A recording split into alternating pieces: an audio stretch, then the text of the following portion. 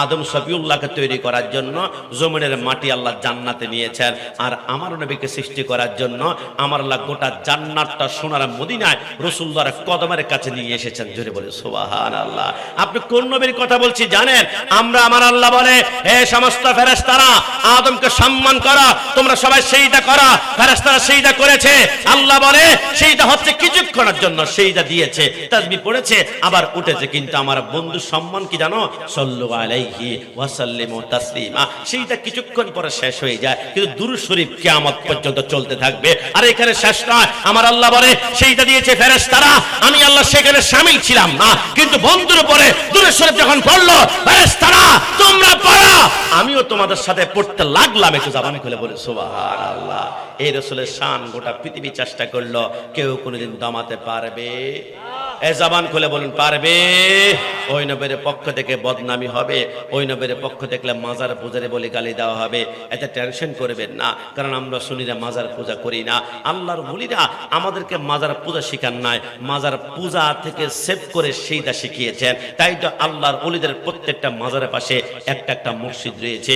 শাহজালাল মাজারের পাশে মসজিদ আছে, শাহপুরের মাজারের পাশে মসজিদ আছে, খুলনা খানজার আলী মাজারের পাশে মসজিদ আছে, রাজশাহী শাহ মাকদুম রূপসী বাংলার মাজারের পাশে মসজিদ আছে, আমানত শাহ, গরিবুল্লাহ শাহ, মিসকিন শাহর মাজারের পাশে মসজিদ আছে, শেরে বাংলা রহমতুল্লাহ মাজারের পাশে মসজিদ আছে, গাউসে মজবন্ডারের মাজারের পাশে মসজিদ আছে, শাহী শাহ সিরকুটের মাজারের পাশে মসজিদ আছে, মালিক শাহ কুতুবী, মুহসিন আউলিয়া, খাজা গরিব নওয়াজ প্রত্যেকের মাজারের পাশে মসজিদ আছে। আল্লাহর ওলিরা আমাদেরকে পূজা শিখায় না, আল্লাহর ওলিরা সেইটা শেখানোর জন্য এসেছে।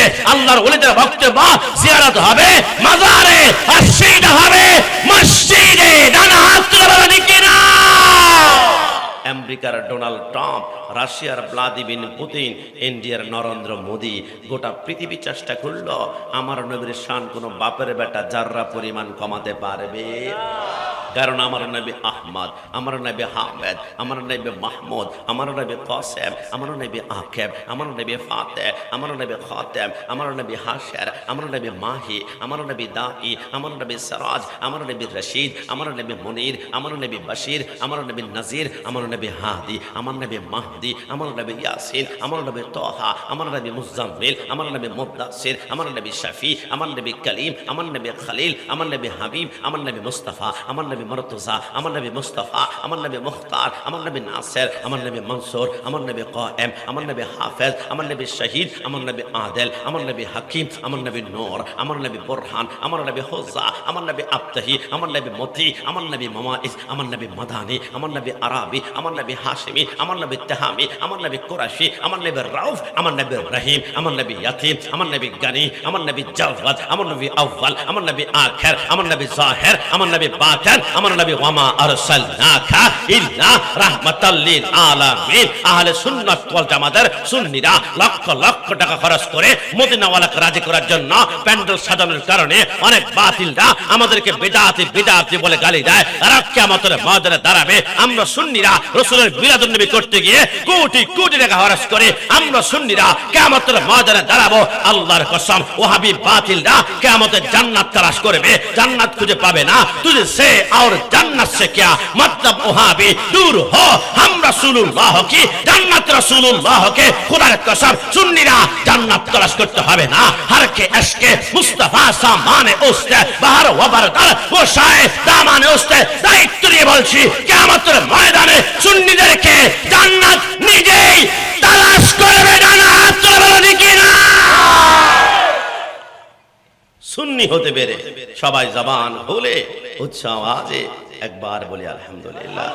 না না, এই আওয়াজে মানছি না, জবান খুলে বলি আলহামদুলিল্লাহ। দেখে দেখে ডান হাত তুলে বলি তো আলহামদুলিল্লাহ। তুমি কে আমি কে? না, ডান হাত তুলে বলুন তো, তুমি কে আমি কে? আরেকটা আওয়াজ দিয়ে তুমি কে আমি কে? না না, অনেকে বলবে চর খিজুরপুর তোমাদের সুন্নি এলাকা, এই জন্য তুমি কি আমি কে সুন্নি বাহাদুরি করছো। দেখি আসো ঢাকাতে তুমি কি আমি কে সুন্নি বলতে পারো কিনা। ক্যাপিটাল রাজধানীতে আমরা বললাম বোকা। 26 এপ্রিল ঢাকা প্রেস ক্লাবের সামনে 10 লক্ষ সুন্নি আমরা 220টা মিডিয়ার সামনে দাঁড়িয়ে আমরা বলেছিলাম তুমি কে আমি কে, সুন্নি সুন্নি। তোমরা কি পারবে চর খেজুরপুর থেকে 10 জন বাপারে বেটা একবার বাইতুল মুকাররমের উত্তর গেটে গিয়ে একবার একবার বলতা তুমি কে আমি কে, ওহাবি ওহাবি, থুতু মারতে মারতে বুড়িগঙ্গা নদীর মধ্যে নিক্ষেপ করা হবে, কারণ ওহাবি পরিচয় দেওয়া যায় না। আর সুন্নিরা ভয় পায় না, কারণ আমরা জানি একটা মাত্র জান্নাতি দল, লা শাক্কা ফি, এটার নাম হচ্ছে আহলে সুন্নাত ওয়াল জামাত। সুন্নিদের ঈমান কেনার চেষ্টা করবা, গোটা পৃথিবীর পাহাড়গুলাকে স্বর্ণ বানিয়ে এক পাশে রাখা, ঈমান কিনতে চাইবা, আমরা সে পাহাড়ি স্বর্ণের ভিতরে থুতু নিক্ষেপ করব। সুন্নিদের ঈমান এত দুর্বল নয়। সুন্নিদের ঈমান কিনতে যারা এসেছে, প্রমাণ চাও, শহীদ নুরুল ইসলাম ফারুকীকে শহীদ করা হয়েছে, ঈমান কেনা যায় নাই। বাকি বিল্লাহ জালালিকে গুম করেছে, ঈমান কেনা যায় নাই। আমার ভাই হালিম লাগাতকে শহীদ করা হয়েছে, ঈমান কেনা যায় নাই। গত বছরে গাজীপুরে আমার ভাই রইসুর মুখ থেকে পানির বোতল কেড়ে নিয়ে ইয়াজিদ বাহিনী তীরে তীরে শহীদ করেছে, ঈমান কেনা যায় নাই। সুন্নিদের ঈমান কেনা যায় না, কারণ সুন্নিরা জন্মের পরে এক জায়গায় বিক্রি হয়ে গিয়েছে, ওইটা হচ্ছে মদিনাওয়ালার কদম। দানা হাত তুলে বলেন কি না? আমাদের এই প্যান্ডেল থেকে আরো 100 গুণ বড় প্যান্ডেল হয়, 100 বার শোনা যায় লিল্লাহে তাকবীর, লিল্লাহে তাকবীর। এমনও প্যান্ডেল আছে 1 লক্ষ বার লিল্লাহে তাকবীর বলে, একবার ইয়া রাসূলুল্লাহ স্লোগান বের হয় না। কিন্তু এখন তিনি ইয়া রাসূলুল্লাহ স্লোগান দিয়েছেন, আজকে থেকে লিখে রাখবেন, ইয়া রাসূলুল্লাহ স্লোগান যারা দেয় এরা দেয় না, এদের জবান দিয়ে মদিনাওয়ালা বের করায়। জোরে বলি সুবহানাল্লাহ। এজন্য তিনাকে সবাই জবান খুলে একবার বলি মারহাবা। বসেন বসেন, মাশাআল্লাহ। তিনি ইয়া রাসূলুল্লাহ স্লোগান দিয়েছেন, তিনার সাথে কিন্তু আমার রক্তের চাইতে দামি সম্পর্ক। হুজুর এটা আবার কি সম্পর্ক? লিখে রাখবেন, রক্তের চাইতে দামি সম্পর্কের নাম হচ্ছে ঈমানি সম্পর্ক। কথা বলুন ঠিক কিনা? রাত 3টা বাজে আমার স্ত্রীর সাথে প্রেমের আলাপ করতে করতে নবীর বিরুদ্ধে যদি একটা শব্দ বের করে ফেলে, 1 তালাক, 2 তালাক, 3 তালাক, সেকেন্ডের ভিতরে সম্পর্ক দুলিশাত হয়ে যাবে। কিন্তু রাস্তার কোনো মুচি যদি সাতপুরা বাজারে গিয়ে দাঁড়িয়ে নবী কি ইয়া নবী সালাম আলাইকা বলে সালাম দেয়, তারা পাঞ্জাবি কালি লেগে থাকতে পারে, আমার সাদা পাঞ্জি ময়লা হোক, এতে কোনো সমস্যা নাই, আমি বুকের সাথে টান দিয়ে ধরবো। কারণ সুন্নিদের বন্ধুত্ব হবে নবীর প্রেমের কারণে, আবার দুশ্মনী হবে নবীর দুশ্মনীর কারণে। কথা বলো ঠিক না? এজন্য আমি বলি, আল্লাহর শপথ করে বলি, কষ্ট নিবেন না, যেই প্যান্ডেলে ইয়া রাসূলুল্লাহ স্লোগান নাই, এরকম প্যান্ডেল দেখাতে পারবো। কাছে আছে চট্টগ্রাম প্যারেড ময়দান, লাখ লাখ মানুষ হয়, কিন্তু একটা বার ইয়া রাসূলুল্লাহ স্লোগান শোনা যায় না। আমি দায়িত্ব নিয়ে বললাম, যেই প্যান্ডেলে ইয়া রাসূলুল্লাহ স্লোগান নাই, ওই প্যান্ডেলে আমার নবীও নাই। কথা বলো ঠিক কি না? যেই প্যান্ডেলে ইয়া রাসূলুল্লাহ স্লোগান নাই, ওই প্যান্ডেলে আমার নবী নাই। যেই প্যান্ডেলে আমার নবী নাই, ওই প্যান্ডেলে রহমাতুল্লিল আলামিনের রহমত নাই। যেই প্যান্ডেলে রহমত থাকবে না, ওই প্যান্ডেলে যুবক ওয়াজ শুনবে, মাথা টুপি থাকবে, মুখে দাড়ি থাকবে, গায়ে পাঞ্জাবি থাকবে, পরনে পায়জামা থাকবে, নামাজ পড়বে, নামাজ শেষ করার পরে টঙ্গীর ইস্তেমার মাঠ দখল করতে গিয়ে 2 গ্রুপে মারামারি করে 2জনকে মার্ডার করে বেড়ে বুক কাঁপবে না। কারণ কি জানেন? এদের হৃদয় থেকে রহমাতুল্লিল আলামিনের রহমতকে সরায় ফেলা হয়েছে। যাদের অন্তরে আমার নবী নাই, এদের হৃদয়টা নেকড়ে বাঘের চাইতে হিংস্র হয়ে থাকবে। খোদার কসম, যাদের অন্তরে ইয়া রাসূলুল্লাহ স্লোগান নাই, এরা নামাজ পড়বে, নামাজ শেষ করে বাইতুল মুকাররমার খতিব কে হবে এটা নিয়ে 2 গ্রুপে মসজিদের ভিতরে জুতা নিক্ষেপ করে মারামারি করতে করতে মসজিদের ভিতরে জুতা দিয়ে ভরপুর করে ফেলবে। এদের হৃদয় ভিন্ন মাত্র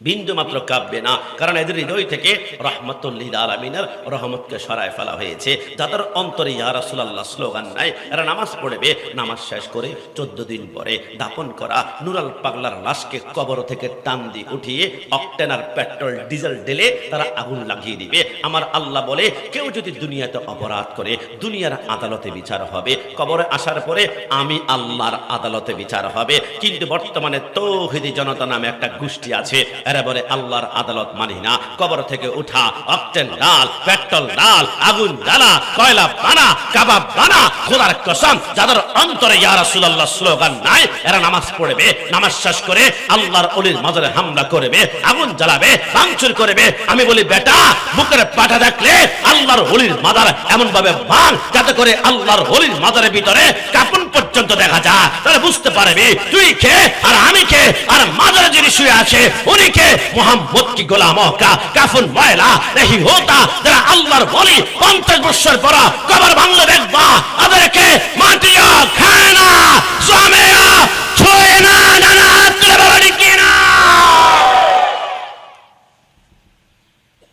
এই আকীদা মুখ ফুলিয়ে বলতে পারে একমাত্র সুন্নি।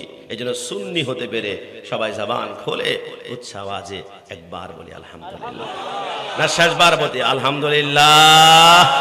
सुन्नी तकदीर की बात है, सुन्नी किस्मत की बात है, सुन्नी नसीब की बात है।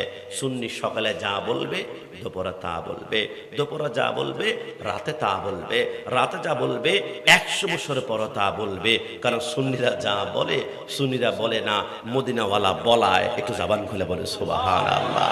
আর বাতিলরা সকালবেলা এক কথা, দুপুরে আরেক কথা, রাতের বেলা জান্নাতের টিকিট বিক্রি করবে। কারণ এরা এদাস জবান দিয়ে এরা বলে না, শয়তান বলা। আল্লাহ যে আপনাকে আমাকে সুন্নি হিসেবে কবুল করেছে, শেষবারের মতন আর একবার বলি আলহামদুলিল্লাহ। আমাকে বলেছিল কবর হাসর নিয়ে আলোচনা করার জন্য। আলোচনা সম্পর্কে সবাই আপনাদের আমার থেকে ধারণা ভালো আছে, কারণ আমার বয়স 37, অনেকের বয়স এখানে 74 পর্যন্ত আসে। তো কবর হাসরের আলোচনা আমার থেকে ভালো শুনেছেন বেশি আপনারা। তারপরে একখানা আয়াত প্রত্যেকের মুখস্থ আছে, কুল্লু নাফসিন যায়িকাতুল মউত, জন্ম যে গ্রহণ করেছে মৃত্যু তাকে বরণ করতে হবে। এই কথার মধ্যে কোনো সন্দেহ, মৃত্যুর কোনো সিগন্যাল নাই, মৃত্যুর কোনো ইশারা নাই। আমাদের কুমিল্লা ট্রেন লাইনের মধ্যে একটা বাস আটকে গিয়েছিল। 1 কিলোমিটার পর্যন্ত ট্রেনটা ধাক্কি দেখে বাসটা নিয়েছে, 13 জন পর্যন্ত মৃত্যুবরণ করেছে। তার মধ্যে শিশু বাচ্চা ছিল প্রায় 7 জন। আপনি চিন্তা করেছেন, আমি প্ল্যানিং করি আমি 20 বছরে দাঁড়িয়ে রাখবো, 30 বছরে বিয়ে করব, 40 বছরে চাকরি করব, 60 বছরে হজ করব, কিন্তু সেই তো 7 মাসেই চলে গেল। 7 ঘন্টা চলে গেল কুষ্টিয়া গোয়ালন্দতে। পেরে থেকে বাসটা নদীর নিচে পড়ে গেল, আর মানুষগুলা চিৎকার করলো, কিন্তু নিঃশ্বাসটা বন্ধ হয়ে গেল। মৃত্যুর কোনো সিগন্যাল নাই। হযরত ইয়াকুব আলাইহিস সালাম যখন ইউসুফকে হারিয়েছিল 20 বছর কান্না করেছিল। ইয়াকুব আলাইহিস সালামের চোখের পানি পড়তে পড়তে তিনার চোখের নিচে ড্রেনের মতো 2টা দাগ হয়ে গেল। তিনি কান্না করলেন, চোখটা ব্লাইন্ড অন্ধকার হয়ে গেল। আজরাইল বলে, ইয়াকুব আলাইহিস সালামের কান্না দেখে আমার বড্ড মায়া লাগলো। আজরাইল ইয়াকুব আলাইহিস সালামের কাছে আসলো। ইয়াকুব আলাইহিস সালাম বলে, আজরাইল আপনি আসলেন, রূহ কি কবজ করবেন নাকি? আজরাইল বলে, না, আপনি কান্না করতে করতে চোখ 2টা অন্ধ হয়ে গিয়েছে, একটু মায়া লাগলো, সাক্ষাৎ করতে আসলাম। আজরাইল আপনার কাছে একটা রিকোয়েস্ট, মৃত্যুর আগে আপনাকে পাওয়া যায় না, আমি একটু পেয়ে যেতে পেরেছি, একটা দরখাস্ত কবুল করবেন কিনা? বলে কি? বলে মৃত্যুর আগে আমাকে 3টা সিগন্যাল দিবেন। 1 নম্বর সিগন্যাল দিলে মৃত্যুর জন্য রেডি, 2 নম্বর দিলে আরেকটা প্রস্তুত, 3 নম্বর সিগন্যাল দিলে ফাইনালি রেডি হব। আজরাইল বলে, আকবাল, তো আমি কবুল করলাম। আজরাইল চলে যায়। 50 বছরের সিগন্যাল নাই, 60 বছরের সিগন্যাল নাই, 70 বছরের সিগন্যাল নাই, 110 বছর বয়সের সিগন্যাল নাই। মুকাশাফাতুল কুলুবের মধ্যে লেখে, ইয়াকুব আলাইহিস সালামের বয়স যখন 120 হলো, আজরাইল আসলো। ইয়াকুব পয়গম্বর বলে, আজরাইল একটা সিগন্যাল দেওয়ার জন্য এত লম্বা সময়? আজরাইল বলে, কিসের সিগন্যাল? রূহ কবজ করতে এসেছি। কি আজরাইল, ফেরেশতা মিথ্যা কথা বলে না, তুমি না বলেছিলা মৃত্যুর আগে 3টা সিগন্যাল দেবা, সিগন্যাল ছাড়াই যে আমার রূহ কবজ করতে আসলা? আজরাইল বলে, না, সিগন্যাল আপনাকে দিয়েছে 3টা, হয়তো আপনি খেয়াল করেন নাই, বুঝতে পারেন নাই। বলে, কিসের সিগন্যাল দিয়েছ? আজরাইল বলে, 1 নম্বর সিগন্যাল। আপনার কি মনে পড়ে, বয়স যখন 30 থেকে 40-এর মধ্যে ছিল, মাথার চুলগুলা কুচকুচে কালো ছিল, দাড়িগুলা কুচকুচে কালো ছিল, কিন্তু বয়স যখন 40 থেকে 50-এ চলে গেল, মাথার চুলগুলা পেকে সাদা হয়ে গেল, দাড়িগুলা পেকে সাদা হয়ে গেল। এই যে চুল আর দাড়ি পেকে সাদা হয়ে যাওয়া, এটা হচ্ছে মৃত্যুর 1 নম্বর সিগন্যাল। একটু জবান খুলে বলি সুবহানাল্লাহ। আর সত্যি তো, আমি মনে করেছিলাম টোকা দিয়ে বলবো 1 নম্বর সিগন্যাল। 2 নম্বর সিগন্যাল কি? বলে, আপনার কি মনে পড়ে, বয়স যখন 30 থেকে 40-এর মধ্যে ছিল, কি পরিমাণ এনার্জি, শক্তি আপনি 50 কেজি চালের বস্তা ফুলতল থেকে একাই মাথার মধ্যে করে নিয়ে আসেন। হাডুডু, ক্রিকেট, ফুটবল কেউ আপনার সাথে পারে না। সুপারি গাছ, তাল গাছে আপনি হু হু করে হেঁটে উঠে যান, কিন্তু বয়স যখন 60 থেকে 70-এ গেল, রে নাতি, নিউ মার্কেট গেলে একটা লাঠি নিয়ে আনিস তো, আগের মতো হাঁটতে পারি না, লাঠি দিয়ে আমাকে ঠকঠক করে হাঁটতে হয়। এই যে শরীরের হাড্ডির শক্তিগুলো কমে যাওয়া, শরীরটা দুর্বল হয়ে যাওয়া, মৃত্যুর 2 নম্বর সিগন্যাল। আর সত্যিই তো বলেছ, আগের মতো হাঁটতে পারি না। আজরাইল 3 নম্বর সিগন্যাল কি? বলে, মনে পড়ে, বয়স যখন 30 থেকে 40-এর মধ্যে ছিল, তখন আপনার শরীরটা সটাম ছিল, একদম খাড়া, আঁকা বাঁকা নাই, কিন্তু বয়স যখন 50 থেকে 60-এ গেল, শরীরটা আস্তে করে বাঁকা হয়ে যায়। 70 সোজা হয়ে যায়। আসি আরেকটু বাঁকা, 100 বছরের মুরব্বীর দিকে তাকাই দেখবেন সোজা হয়ে হাঁটতে পারে না, শরীরটা একদম ঝুঁকে গিয়েছে, বাঁকা হয়ে গিয়েছে। এই যে শরীরটা বাঁকা হয়ে যাওয়া মৃত্যুর নম্বর সিগন্যাল। তো কি করবা, খপ করে রুটা টান দিয়ে কবজ করে বুঝিয়ে দিল মৃত্যুর কোনো সিগন্যাল নাই, ইশারা নাই। মৃত্যুবরণ করলেই আমি কাশেমের গা থেকে সমস্ত কাপড় খুলে ফেলা হবে। মনে করেন আমার পকেটে সুন্নতের আতর আছে, খুলে ফেলা হবে। মেসওয়াক খুলে ফেলা হবে, সমস্ত সুন্নত খুলে ফেললো। একটা সুন্নত আছে কোনো বাপের বেটা খুলতে পারবে না।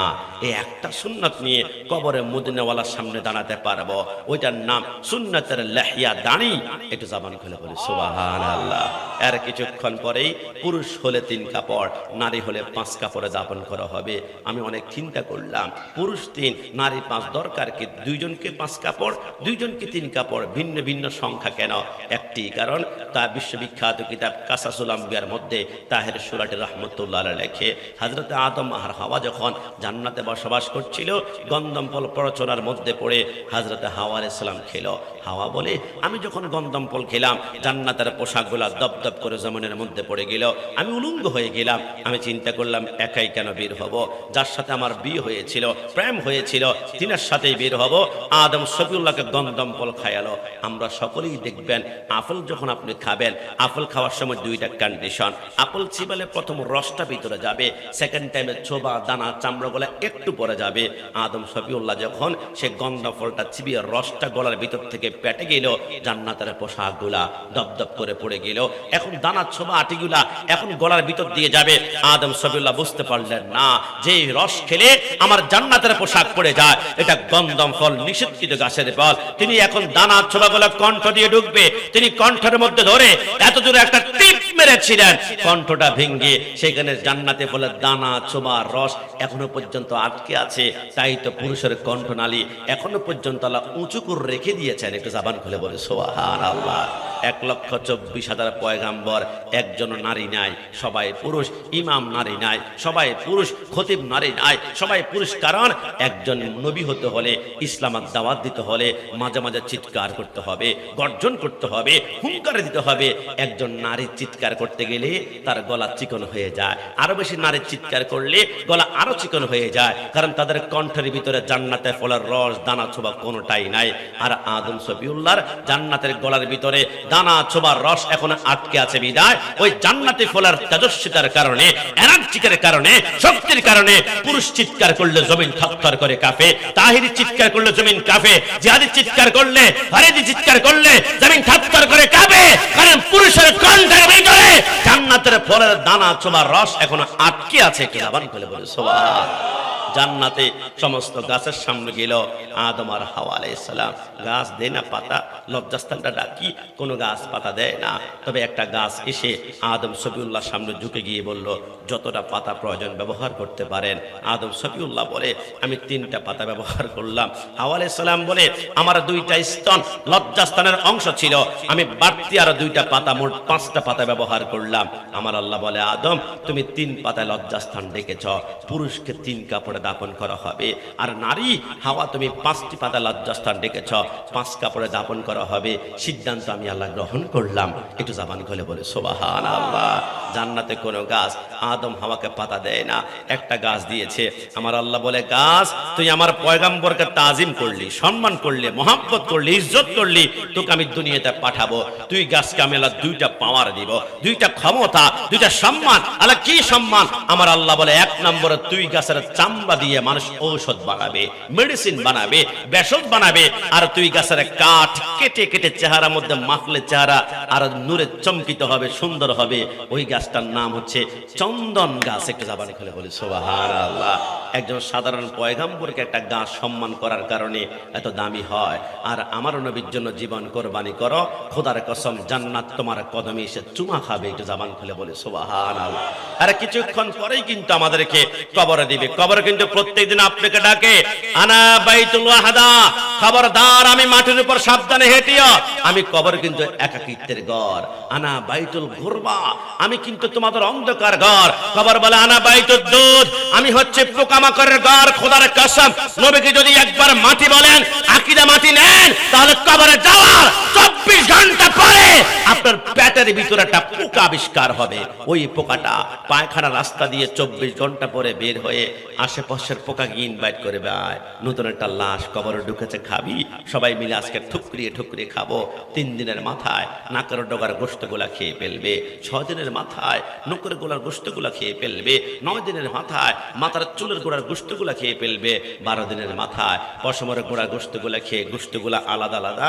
কারণ নবীকে যারা মাটি বলেছিল আল্লাহ মাটির সাথে মিশাই ফেলবে। আর নবীকে যদি একবার নূর মেনে থাকেন, কলব নুরানি, দুনিয়া নুরানি, কবর নুরানি, হাসর নুরানি। আমার আল্লাহ বলে আমি জান্নাত কি দিয়ে বানিয়েছি জানো? আল জান্নাতু নূরুন, জান্নাত হচ্ছে নূর। তোমরা যদি জান্নুরানি জান্নাতে গমন করতে চাও, নবীকে নূর মানো। নবীকে নূর মানলে তোমাদের জান্নাতটা হবে নুরানি জান্নাত। একটু জবান খুলে বলুন সুবহান। জমকামান মুসল্লিয়ানি কারাম, আল্লাহর নবী সরকারে মদিনা সাল্লাল্লাহু আলাইহি ওয়াসাল্লাম বলেন ওই কবরের পরে আরেকটা জায়গা হবে যেটা সম্পর্কে আমরা সবাই জানি। ইদাস সামাউ ফাতারাত ওয়া ইদাল কাওয়াকিবু তাতারাত ওয়া ইদাল বিহারু ফুজ্জারাত ওয়া ইদাল কুবুরু বু'সারাত। কিয়ামতের ময়দান এমন একটা কঠিন ময়দান হবে, সমস্ত রাঙ্গামাটি, খাগড়াছড়ি, বান্দরবনের পাহাড়গুলা ওই দিন তুলার মতো উঠতে শুরু করবে। সমস্ত সাগর নিচ থেকে আগুনের লাভাগুলা বের হবে, মানুষগুলা নাফসি নাফসি করে কাঁদতে শুরু করবে। আল্লাহর হাবিবের কন্যা মা ফাতেমা যাহরা রাদিয়াল্লাহু তাআলা আনহা বলেন, যখন আমার রাসূলুল্লাহর ঘরের দরজার মধ্যে ঠক ঠক করে 2টা আওয়াজ হলো, মা ফাতেমা ভিতর থেকে প্রশ্ন করলেন, মান আনতা, আপনি কি? বলে আনা মালাকুল মাউত, আমি হচ্ছি আজরাইল। মা ফাতেমা কাঁদতে শুরু করলো। আমার নবী বলে, কিরে ফাতেমা কেন কান্না করো? আজরাইল, বুঝতে পারলাম না দুনিয়ার কোন ঘরের মধ্যে অনুমতি নাও না, আমাদের বোয়ালখালীতে আসো, রুহটা কবজ করে চলে যাও, কিন্তু রাসূলুল্লাহর ঘরের সামনে গিয়ে অনুমতি কেন দাঁড়িয়ে রয়েছ? আজরাইল বলে, তামাম দুনিয়ার সমস্ত ঘরে অনুমতি ছাড়া ঢুকা যায়, কিন্তু 2টা ঘরে অনুমতি ছাড়া ঢুকা যায় না। একটা হচ্ছে আহলে বাইতের ঘর মোবারক, হাসান হোসেন, মা ফাতেমা, মাওলা আলী। 2 নম্বরে আরেকটা ঘরে অনুমতি ছাড়া ঢুকলে জিন্দেগীর আমল বরবাদ হয়ে যাবে, ওইটা হচ্ছে রাসূলুল্লাহর ঘর মোবারক। একটু জবান খুলে বলে সুবহানাল্লাহ। আজরাইল কাঁদতে শুরু করলো, নবী নবী নবী। আমার নবী বলে, ফাতেমা আজরাইলের জন্য দরজাটা খুলে দাও। যখন দরজা খুলে দেওয়া হলো, পাটা জমিনে আর মাথাটা আসমানে। কিছুক্ষণ পর আজরাইল বলে, আসসালাতু আসসালামু আলাইকা ইয়া রাসূলুল্লাহ। আমার নবী বলে, কিরে আজরাইল, রূহ কবজ করবেন আগে? আজরাইল বলে, নবী আপনার পারমিশন ছাড়া যদি একটা পশমে আঘাত করে, আবা ওয়াস্তাকবারা ওয়া কানা মিনাল কাফিরিন, ইবলিসের মতো জিন্দেগীর আমলগুলা বরবাদ করে ফেলবে। আমার নবী বলে, আরে আজরাইল, আমার যেমন দুনিয়ার জন্য যেমন নবী, কবরে যারা আছে এদের জন্য আমি নবী। তবে আমি যদি কবরের জিন্দেগীর মধ্যে যাব, তবে একটু দাঁড়াও, আমি আমার কন্যা ফাতেমার সাথে শেষবারের মতন একটু কথা বলে নেই। আমার নবী বলল, আইনা ফাতেমা, তো হে ফাতেমা তুমি কোথায়? লাব্বাইকা ইয়া সাদাইকা রাসূলুল্লাহ। নবী কেন ডেকেছেন? আমার নবী বলে, ফাতেমা কিছু চাওয়ার রয়েছে কিনা শেষবারের মতন চেয়ে নাও। আমার ডান পাশে আজরাইল দাঁড়িয়ে আছে, একটু পরে মহান আল্লাহর দিদারে চলে যাব। মা ফাতেমা কান্না করে বলে, নবী আমি আপনার কাছে কি চাইব? নবী আপনি ভালো করেই তো জানেন আমার ঘরে মাত্র খানা খাওয়ার জন্য 2টা মাটির পেয়ালা রয়েছে, একটা দিয়ে স্বামী আলী খানা খায়, আর একটা দিয়ে আমি ফাতেমা খানা খাই। আমার ঘরে পানি ঠান্ডা রাখার জন্য চামড়া দিয়ে বানানো একটা পানির মশক রয়েছে। 3 নম্বরে সর্বশেষ একটা নামাজের মুসল্লা রয়েছে। মানুষ মনে করবে ফাতেমা জান্নাতের কোটি কোটি রানীদের সরদারিনী, নামাজের মুসল্লা মনে হয় হীরা মণিমুক্তা দিয়ে তৈরি। কিন্তু মা ফাতেমা বলো, নবী ভালো করেই তো জানেন আমাদের নামাজের মুসল্লা খানা হচ্ছে খেজুর গাছের পাতা দিয়ে তৈরি। জোরে জোরে বলি সুবহানাল্লাহ। নবী আমার বলে, ফাতেমা তুমি চাইলে জান্নাত থেকে লক্ষ লক্ষ স্বর্ণের জায়নামাজ চলে আসবে তোমার সামনে, কেন তুমি আজকে খেজুর গাছের পাতা দিয়ে তো গরিব হালাতের মধ্যে? মা ফাতেমা বলে, নবী আমি নিজেও তো চিন্তা করতে লাগলাম আপনি নাকি 2 জাহানের বাদশা, কিন্তু আপনি বাদশা হওয়ার পরও 3 দিন খেতে পারেন না, পেটের মধ্যে আপনি পাথর বেঁধে আছেন। 2 জাহানের বাদশা হওয়ার পরও আপনি পেটের ভিতরে পাথর বেঁধে বেঁধে কাটাচ্ছেন কেন? আমি আপনাকে একদিন জিজ্ঞেস করলাম, নবী আপনি 2 জাহানের বাদশা, কিন্তু আপনি গরিব দেখা যাচ্ছেন কেন? আমার নবী বলে, আমি যখন জান্নাতে ঘোরার পরে দেখলাম জান্নাতের ধনীদের চাইতে গরিবদের সংখ্যাই বেশি। একটু জবান খুলে বলে সুবহানাল্লাহ। তা আমি গরিবদের পক্ষ নিলাম। মা ফাতেমা বলো, নবী আমি তো নিয়ে নিলাম। আমার নবী বলে, ফাতেমা তোমার কিছু চাওয়ার রয়েছে কিনা? চাইতে পারো। মা ফাতেমা বলে, নবী কিছু চাওয়ার নাই, তবে একটা প্রশ্ন, দুনিয়া জমিন থেকে যাওয়ার পরে কবরের পর আরেকটা জায়গা হবে কিয়ামতের ময়দান, ওই কিয়ামতের ময়দানে আপনাকে কোথায় পাবো একটু আমাকে বলুন না। আমার নবী বলে, ফাতেমা যদি জটিল প্রশ্ন করেছ।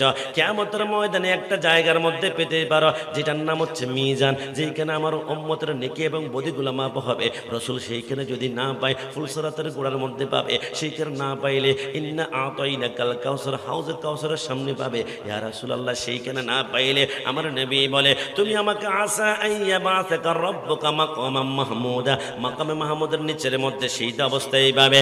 মা ফাতেমা কাঁদতে শুরু করলো, নবী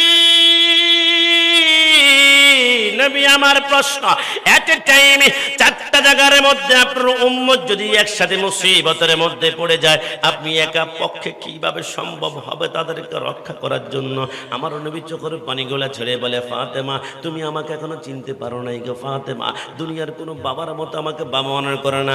এ ফাতেমা, আকাশে যখন বৃষ্টি হয়, বৃষ্টি পড়ার পূর্বে বৃষ্টি ঝিলিক মিলিক করে বিজলি মারে, আমি রসুল বিজলির মতো দৌড়াদৌড়ি করব, একটা উম্মতকে আমি জাহান্নামে যাইতে দিব না। জোরে বলি সুবহানাল্লাহ।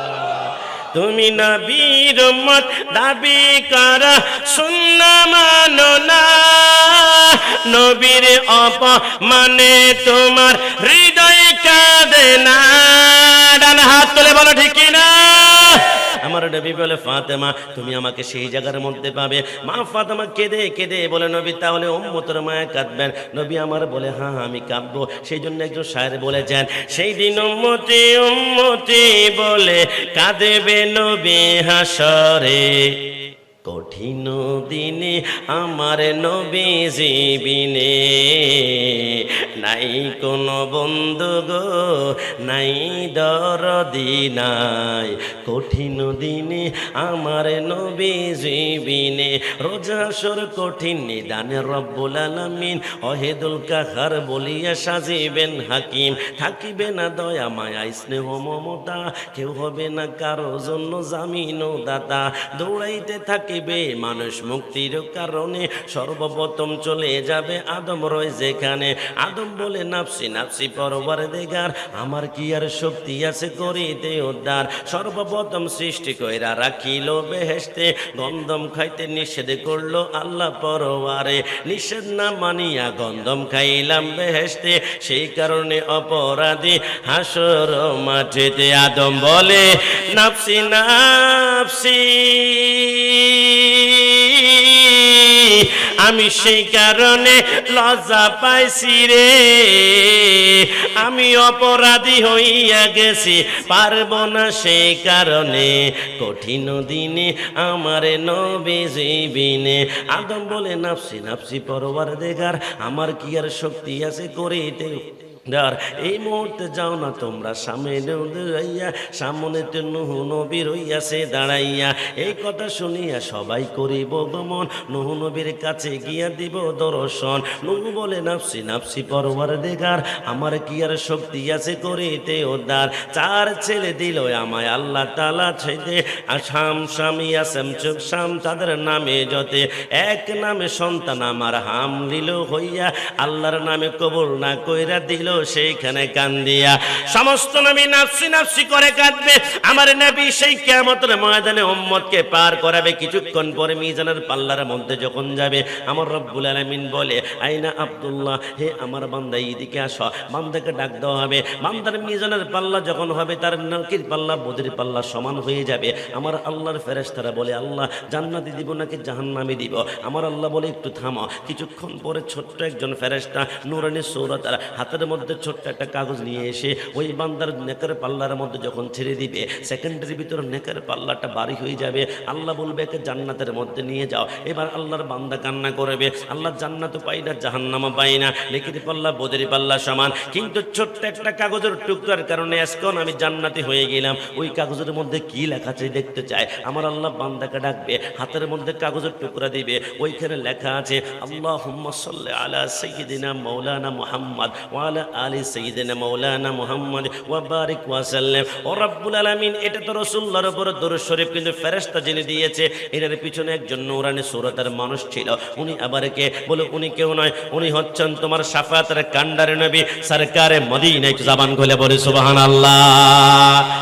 ইমামুল আউয়ালিনাল আখিরিন, বাগার সাদাকা রাহমাতাল লিল আলামিন, সাইয়্যিদ সৈয়দুল কওনাইন খাতমুল মুরসালিন আখিরামত বুদে ফখরুল আউয়ালিন শুধু আজুদাস রাহমাতাল লিল আলামিন মসজিদে ও শুধ হামারো এ জমিন। আমার নবী বলে সর্বশেষ মাকামে মাহমুদের নিচে আমি যখন সেইদার মধ্যে পড়ে কাঁদবো, হঠাৎ করে জাহান্নাম চিৎকার করবে, হালমি মাজিদ, আল্লাহ আমি ক্ষুধার্ত।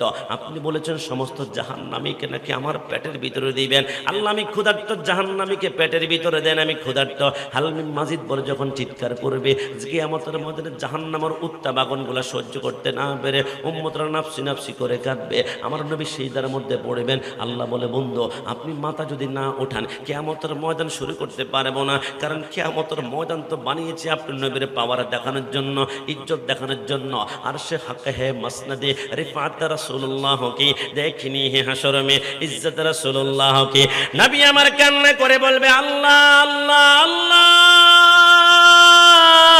আমি সেইটা থেকে ততক্ষণ মাথা উঠাবো না যতক্ষণ না জাহান্নাম পিছনের দিকে না যাবে। জাহান্নামের হালমি মাজিদের চিৎকারের কারণে আমার উম্মত গুলার গায়ের পশম গুলা জোরে জোরে আঙ্কার হয়ে যায়। আমার আল্লাহ বলে ফেরেশতারা যা যা, আমার বন্ধু মাথা যদি না উঠায় কিয়ামতের ময়দান শুরু হবে না। হে জিবরাইল 70,000 ফেরেশতা নিয়ে 70,000 শিকল জাহান্নামের মধ্যে লাগাও। জাহান্নামের পায়ের মধ্যে যখন লাগায় জাহান্নাম দাপ করে টান দেয়, জাহান্নামের শিকলগুলো ছেড়ে যায়। ফেরেশতারা বলে আল্লাহ পারি না। আমার আল্লাহ বলে জিবরাইল তুমি আরশের উপরে একটা স্বর্ণের তস্তরি প্লেটের ভিতরে সামান্য কিছু পানি আছে, ওই পানিগুলা নিয়ে আসো। মাকামে নবুয়তের মধ্যে সাহেবজাদা আল্লামা ইফতেখারুল হোসেন কাদেরী লেখে, ওই পানিগুলা আনার পরে আমার আল্লাহ বলে জিবরাইল ওইখান থেকে এবার এক ফোঁটা পানি জাহান্নামের নিক্ষেপ করো। জিবরাইল বলে এক ফোঁটা পানি যখন জাহান্নামে নিক্ষেপ করলাম 70,000 শিকল লাগিয়ে যে জাহান্নামকে আটকানো যায় না, সেকেন্ডারি ভিতরে জাহান্নাম পিছনের দিকে দৌড়াতে শুরু করলো।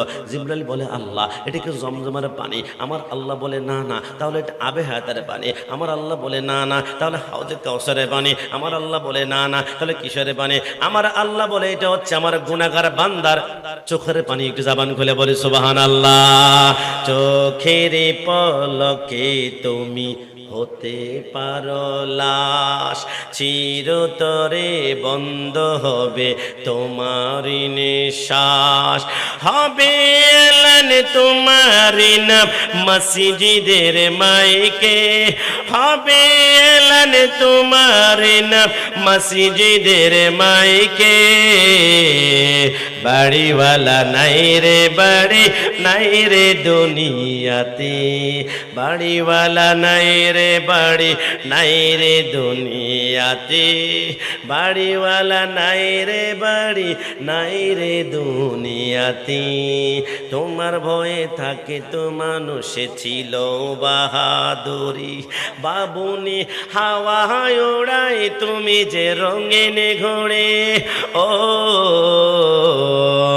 সুতো টান দিলে মালিক,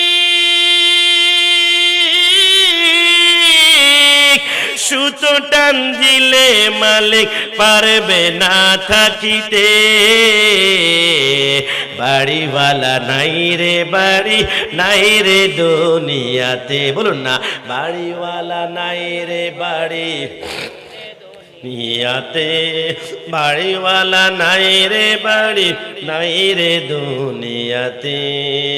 যুবক আমার পর্দানি সিনমা বন্যা একদম শেষের কথা, ওই মিজান পাল্লার কাছে আরেকজন বান্দাকে যখন ডাক দেবে, বিশ্ববিখ্যাত কিতাব নুজাতুল মাজালিসের মধ্যে আব্দুর রহমান সাফুর লেখে বান্দাকে ডাক দিয়ে বান্দার মিজানের পাল্লা নেকির পাল্লা বদির পাল্লা যখন সমান হবে, আমার আল্লাহ বলে ফেরেশতারা একটু অপেক্ষা করো। কিছুক্ষণ পর মারাত্মক চেহারার একজন ফেরেশতা ছোট্ট একটা কাগজের টুকরা এনে মিজানের পাল্লার বদির পাল্লা গুনার পাল্লার মধ্যে যখন ছেড়ে দিবে, গুনার পাল্লাটা ভারী হয়ে যাবে। আল্লাহ বলবে 70,000 জাহান্নামের শিকল লাগাই টানতে শুরু করো। বান্দা কান্না করে বলবে আল্লাহ নেকির পাল্লা বদির পাল্লা সমান ছিল, কিন্তু ছোট্ট একটা কাগজের টুকরা জাহান্নামে নিক্ষেপ করছে। আল্লাহ আপনি হচ্ছেন সর্বোচ্চ নেই বিচারক, আপনার বিচারের প্রতি কোনো কমপ্লেন নাই, কিন্তু আল্লাহ ছোট্ট কাগজের টুকরার ভিতরে এমন কি লেখা আছে যেটার কারণে আমি জাহান্নামে যাচ্ছি। আমার আল্লাহ বলে আমার বান্দাকে ডাকো। বান্দার হাতের মধ্যে ছোট্ট কাগজের টুকরা যখন দেওয়া হবে, ওই কাগজের টুকরার মধ্যে দুইটা অক্ষর লেখা আছে, একটা হচ্ছে আলিফ, একটা হচ্ছে ফা। বান্দা বলে আল্লাহ, আলিফ আর ফা দ্বারা কি বোঝায়? এই দুইটা অক্ষর দ্বারা আমি জাহান্নামে চলে যাচ্ছি কেন?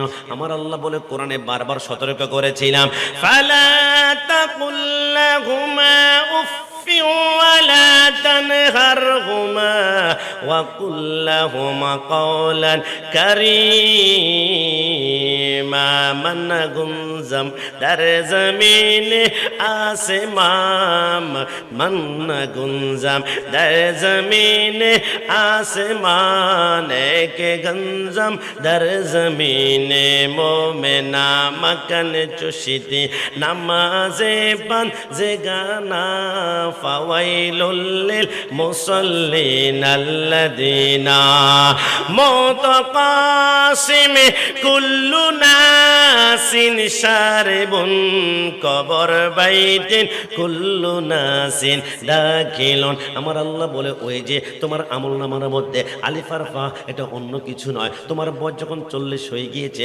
বিশেষ ক্যাডার হয়েছ, ডাক্তার হয়েছ, ব্যাংক ম্যানেজার হয়েছ, তোমার আব্বা আমার বয়স 70 এখন হয়ে গিয়েছে, আগের মতো হাঁটতে পারে না, ইনকাম করতে পারে না, সামান্য টাকা চেয়েছিল ওষুধের জন্য, পানের জন্য, কিন্তু আব্বা আমাকে ধমক দিয়েছিল। ধমকের কারণে আব্বা আম্মা তোমার সাথে তর্ক বিতর্ক করে নাই, কারণ বয়স হয়ে গিয়েছে। 70 বছর তর্ক বিতর্ক করলে ঘর থেকে ধাক্কা দিয়ে বের করে দিতে পারে, কিন্তু দরজা বন্ধ করে তর্ক না করে চোখের পানিগুলা ছেড়ে দিয়ে আব্বা আম্মার জবান দিয়ে যে একবার উফ শব্দ বের হয়ে গিয়েছে, আমি আল্লাহর আরশের পাগুলা থরথর করে কাঁপতে শুরু করলো। আজকে ওই উফ শব্দের কারণে তুমি জাহান্নামে যেতে শুরু করলা। যুবক, তোমাদের পায়ে ধরে আব্বা আম্মার সাথে গাদ্দারি করবে না। বিশ্ববিখ্যাত কিতাব নুজাতুল মাজালিসের মধ্যে লেখে, একজন মায়ের পেটের ভিতরে সর্বোচ্চ খালি জায়গা মাত্র 10 ইঞ্চি জায়গা। সন্তান যখন মায়ের পেটের ভিতরে 7 মাস 10 দিন বয়স হয়ে যায়, মায়ের পেটের 10 ইঞ্চি জায়গা সম্পূর্ণ ভরাট হয়ে যায়। বৈজ্ঞানিকরা বলে কি রে, 7 মাস 10 দিনের মাথায় যদি মায়ের পেটটা 10 ইঞ্চি জায়গা ভরাট হয়ে যায়, সন্তান তো 10 মাস 10 দিন পূরণ করতে মার গর্ভে আর 3 মাস থাকবে। 3 মাসে 3 ইঞ্চি লম্বা হবে, তাহলে সন্তান 3 মাসে 3 ইঞ্চি লম্বা হলে সন্তান যাবে কোথায়? 7 মাস 10 দিনের পরে তো মার পেটে জাররা পরিমাণ আর কোনো জায়গা নাই। বৈজ্ঞানিকরা বলে আমরা মার পেটের ভিতরে একটা মাকসুক নামক যন্ত্র লাগাই। যন্ত্র লাগানোর পরে সামনে একটা এলইডি স্ক্যান লাগিয়ে মার পেটের ভিতরে 7 মাস 10 দিন পরে 1 ইঞ্চি বড় হলো সন্তানটা কোথায় যায়? নাকি পেটটা ফেটে যায়, নাকি কলিজাটা আবার বের হয়ে যায়, নাকি মার নিঃশ্বাস বন্ধ হয়ে যায়? এটা দেখার জন্য আমরা মাকসুক ক্যামেরা লাগিয়েছি। 7 মাস 10 দিন পরে যখন সন্তানের বয়সটা 8 মাস 10 দিন হয়ে যায়, সন্তান যখন 1 ইঞ্চি লম্বা হয়, এটা আমি কাশিমি হতে পারি। আমার সামনে প্রত্যেকে যখন 1 ইঞ্চি লম্বা হয়েছিলাম, মার পেটের ভিতরে আমরা জায়গা করার জন্য আমরা ডানে গিয়েছিলাম, জায়গা নাই, সামনে গিয়েছিলাম, জায়গা নাই, পিছনে গিয়েছিলাম, জায়গা নাই। যখন আমরা জায়গা পাই না, প্রত্যেকে আমরা মার পেটের ভিতরে নিঃশ্বাস বন্ধ হয়ে যাওয়ার অবস্থা হয়ে যায়। ওই মুহূর্তে প্রত্যেকে জায়গা করার জন্য মার কলিজা বরাবর ধাম করে এত জোরে একটা লাথি আমরা মেরে দেই। সাথে সাথে মার কলিজাটা যেখানে থাকে ওইখান থেকে কলিজা 1 ইঞ্চি উপরের দিকে উঠে যায়। ওই মুহূর্তে মার মুখে পানি থাকলে পানিটা পড়ে যায়, খাবার থাকলে খাবার পড়ে যায়। হঠাৎ করে মা চিত হয়ে পড়ে যায় আর বলে, স্বামী আমি মনে হয় বাঁচবো না, আমার কলিজা আজকে বেশি কেন টনটন করছে, আমার কলিজা মনে বের হয়ে যাবে, নিঃশ্বাস জন্য বের হয়ে যাবে। ওই যে আপনার আমি কলিজার মধ্যে লাথি মেরেছিলাম। নবী আমারে বলে, মা